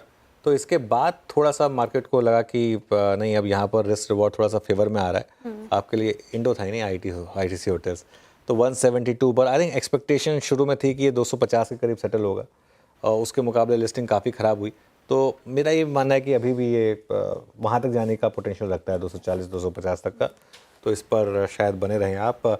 चलिए 335 पर वापस जुड़ेंगे और मार्केट का पंचनामा लेकर हम जुड़ेंगे वापस आपके साथ। बैन में कोई भी अपडेट नहीं है आज भी, तो कोई भी स्टॉक बैन में नहीं होगा। मार्केट देखिए एक बार ज़रा, अब आप निफ्टी देखिए और ये देखिए, ये शानदार रिकवरी टुवर्ड्स द एंड। और इंट्राडे लो था करीब करीब 23,556, वहाँ से अब हम करीब करीब 64 पॉइंट ऊपर रिकवरी होकर बंद कर रहे हैं। एक बार इंट्राडे रिकवरी प्ले कर दीजिए निफ्टी की ज़रा इस चार्ट पर, और उसके बाद बैंक निफ्टी की भी इंट्राडे रिकवरी वाला चार्ट रख दें, दोनों चार्ट रख दें एक बार ज़रा, इंट्राडे रिकवरी का निफ्टी और बैंक निफ्टी का। उसके बाद हम थोड़ा आगे बढ़ेंगे। ये निफ्टी की रिकवरी है, पहले निफ्टी बैंक आ गया 270 पॉइंट की निफ्टी बैंक में रिकवरी, और निफ्टी बैंक तो ऑलमोस्ट अब डे हाई पर बंद होने की तैयारी कर रहा है, ऑलमोस्ट ट्रेडेबल रेंज की। और निफ्टी यहाँ पर भी 60 पॉइंट की रिकवरी। तो जो मैं कह रहा था ना कि टेक्सचर मार्केट का अभी भी बाय ऑन डिप्स का ही, अभी भी लोग बाय करने की कोशिश करते हैं। और बड़े स्टॉक्स, चाहे आप देखें आईसीआईसीआई बैंक, चाहे आप देखें एचडीएफसी बैंक, इनमें क्लियरली थोड़ा सा पोटेंशियल है जो मार्केट को गिरने नहीं दे रहा है निफ्टी पर। और क्लोज 15 मिनट पहले मैं कह रहा था कि क्लोज को लेकर आप थोड़ा डिसअपॉइंटेड हो सकते हैं, अब मैं कहूँगा कि क्लोज खराब नहीं है। खासतौर से बैंक निफ्टी की क्लोज तो बिल्कुल ख़राब नहीं है, 50-400 के ऊपर बंद हो रहे हैं हम। तो उस हिसाब से एक अच्छी क्लोज मानी जाएगी ये, कंसिडरिंग जो हुआ था। लेकिन सिर्फ लार्ज कैप के लिए। मिड कैप में प्रेशर था, आज भी 1.25% नीचे था इंडेक्स। बिल्कुल सर। कुछ और स्टॉक्स देखते हैं अभी, जैसे कि डे हाई के आसपास देखें, ब्रिटानिया किसी कॉल थी, ब्रिटानिया में अच्छा मूव देखने को मिल रहा है। एक बार और ब्रिटानिया पे चार्ट चेक लेते हैं गाबा सर। ब्रिटानिया कैसा लग रहा है स्टॉक? ब्रिटानिया का चार्ट तो लगता है कि यहाँ से एक भाव मिल सकता है, जगह अच्छी है, लेकिन अब तक कंफर्मेशन मिसिंग है। आई वुड अवॉइड इट, थोड़ा रुकना चाहिए बाय के लिए, सेल भी नहीं। ठीक है, फिलहाल अवॉइड करने की सलाह मिली है। टाटा मोटर्स देखिए, ये भी डे लो के आसपास, नहीं थोड़ा डे लो से इनफैक्ट ऊपर, लेकिन क्लोज होता हुआ नेगेटिव ही। टाटा मोटर्स में क्या करना चाहिए शिल्पा जी? टाटा मोटर्स पे शेयर जी हम लोग बुलिश हैं बिकॉज यहाँ पे लिमिटेड डाउनसाइड है, स्ट्रेंथ नहीं है ऑफ कोर्स काउंटर में for a very strong upside, लेकिन लिमिटेड डाउनसाइड। तो 680 का एक अच्छा खासा सपोर्ट है, जब तक 680 होल्ड कर रहा है तब तक टाटा मोटर्स में लॉन्ग की तरफ आप एक्यूमुलेट करके रख सकते हैं। चलिए एक स्टॉक देखते हैं जो थोड़ा बीटन डाउन था, काफ़ी स्ट्रॉन्ग कमबैक किया है इस स्टॉक ने। इसका नाम है कैस्ट्रॉल। आई थिंक काफ़ी समय से हमने ये स्टॉक डिस्कस नहीं किया था। कैस्ट्रॉल का चार्ट देखते हैं एक बार ज़रा, और ये काफ़ी इंटरेस्टिंग अब आपको दिखाई देगा। कैस्ट्रॉल का स्टॉक ये देखिए, ये इंटरेस्टिंग है क्योंकि इसमें 7 दिन में 22% का मूव है। क्या हुआ इसमें ऐसा, काफ़ी इंटरेस्टिंग है। नंबर्स के बाद से इसमें मूव आया था। अब 200 डे मूविंग एवरेज के काफ़ी करीब है, ये 218 है इसका 200 day moving average. Prashant ji, वैसे ये नॉन एफ स्टॉक है, लेकिन कोई व्यू होगा इस पर? अनुज जी बिल्कुल क्लियर एंड क्रिस्प ब्रेकआउट जिसे हम कहते हैं बैक बाय वॉल्यूम। मुझे लग रहा है कि यहाँ पे क्लियरली एक पोजिशनल अप्रोच रखना चाहिए। 205 स्पॉट क्लोजिंग बेसिस आपका स्टॉप लॉस होना चाहिए। यहाँ से ये सस्टेन करके 235 240 के लेवल भी दिखा सकता है। अगर हम एक बड़े नजरिए से, क्योंकि कैश स्टॉक है, इसको देखें तो ये मंथली चार्ट पे काफी वक्त के बाद 20 दिनों के एवरेज के ऊपर ऑलमोस्ट सपोर्ट लेके क्लोज हो रहा है। तो ये बहुत स्ट्रॉन्ग स्टेटमेंट है। यहाँ से मुझे लगता है एक अच्छी मूव एक्सपेक्ट कर सकते हैं। ओके अच्छा प्रशांत जी, सुबह आपको मिस कर रहा था मैं, एबट, क्योंकि आप काफ़ी अच्छे से ट्रैक करते हैं आज का टॉप F&O गेनर, इस पर कोई व्यू है क्या आपका? तो अनुज जी एक्चुअली चार्ट का चमत्कार में यही मेरे रडार पे था और मुझे लगा था कि आज आपने इसको ट्रैक किया होगा, बट मैं जस्ट इसको एक दिन के लिए वेट कर रहा हूँ कि ये इस लेवल पे एक बार 29,300 29,300 क्रॉस कर दे, वहां पे फ्रेश पोजीशन डिप्लॉय कर सकते हैं। स्टॉप लॉस रखेंगे करीबन 29,000 के नीचे, हो सकता है 28,900 950 के आसपास, बट 29,300 के ऊपर मुझे लग रहा है ये स्ट्रेट 30,000 के लेवल और शायद 30,500 जो कि इसका स्विंग आया था, वहां तक बहुत कंफर्टेबली जा सकता है। बिल्कुल, एक्चुअली सुबह था मेरे रेडार पर, हमने स्पॉट भी किया था इसको, इसलिए मैं कह रहा हूँ कि आपको मिस कर रहा था क्योंकि आपसे पूछना चाह रहा था मैं इस पर। अदानी पोर्ट्स, एक बार इसको गाबा सर एक बार लास्ट रिविजिट करते हैं इसको, क्योंकि ये आपकी ट्रेड थी जब शो शुरू हुआ था तब। अदानी पोर्ट्स, इसको कैरी करना है? बिल्कुल करना चाहिए। इसका टेक्निकल टारगेट 1200 का है, मेरे ख्याल से वहां तक चला जाए। जो सेटअप बना हुआ ना हाई टाइम फ्रेम पे, उसमें एक बाई सिग्नल जनरेट हुआ है, तो आई थिंक टॉप लगाना पड़ेगा। बस सोच नहीं 1140 था उस समय, अब टॉप करीब 1150 का स्टॉप लगाकर चले, और अब भी कैरी कर सकते हैं अदानी पोर्ट्स। चलिए कैरी करिए अदानी पोर्ट्स को। मार्केट की क्लोजिंग पर आते हैं। मार्केट की क्लोज ठीक ठाक रही, अगर आप निफ्टी और बैंक निफ्टी देख रहे हैं सिर्फ तब, लेकिन अगर आप बिलो द सरफेस अगर ब्रॉडर मार्केट देखेंगे तो वो थोड़ी सी आज ख़राब थी। स्क्रीन पर आएगी आपके लिए, आई जरा स्क्रीन पर close Nifty bank Nifty. Nifty करीब करीब 70 पॉइंट नीचे, बैंक निफ्टी आएगा अब आपकी स्क्रीन पर, ये भी करीब करीब 70 पॉइंट ये ऊपर था। मिड कैप इंडेक्स करीब करीब 1.3% नीचे, स्मॉल कैप इंडेक्स आएगा अब आपकी स्क्रीन पर। यहाँ पर भी थोड़ा सा प्रेशर था, हालांकि मिड कैप में ज़्यादा प्रेशर था, इसके लिए एडवांस डिक्लाइन इतना ख़राब नहीं है जितना हो सकता था। 1.3% मिड कैप इंडेक्स गिरने पर 1187 बढ़ने वाले शेयर, 1400 गिरने वाले शेयर। अब आइए अब जरा सेक्टोरल हीट मैप पर, यहाँ पर देखते हैं किस तरीके के ट्रेंड्स रहे।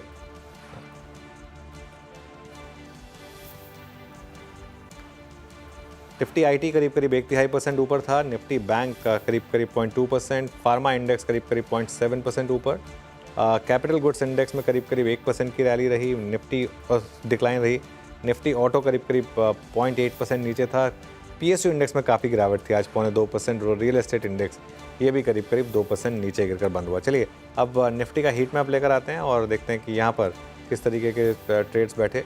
टॉप लूज़र था ट्रेंड, 8% नीचे बंद हुआ ये। BEL, भारतीय Airtel, Titan, ONGC, NTPC, state bank of India, Tata steel, ITC यहाँ पर गिरावट रही। कुल मिलाकर 70 पॉइंट निफ्टी नीचे था। ऊपर स्टॉक्स उनमें Cipla, Adani ports, doctor Reddy's, Infosys, HDFC life, axis bank और टेक महिंद्रा, ये कुछ स्टॉक्स रहे जहाँ पर आज आपको तेजी दिखाई दी। तो ये थी आज की क्लोजिंग बेल। कुल मिलाकर मार्केट ठीक ठाक था। स्टॉक स्पेसिफिक आज भी काफ़ी अच्छे स्विंग्स थे दोनों तरफ, लेकिन ओवरऑल आज थोड़ा ब्रॉडर मार्केट ख़राब था। आई एम श्योर आपके काफ़ी सवाल होंगे आज, तो थोड़ी देर में श्रेया और मैं आपके साथ रूबरू होंगे मार्केट का पंचनामा लेकर 3:35 पर। लेकिन अभी के लिए टीम की तरफ से इतना ही। कल सुबह फिर से जुड़ेंगे 7 बजे आपके साथ मॉर्निंग कॉल में और 8 बजे मुनाफी की तैयारी में। आप देखते रहिए CNBC आवाज़।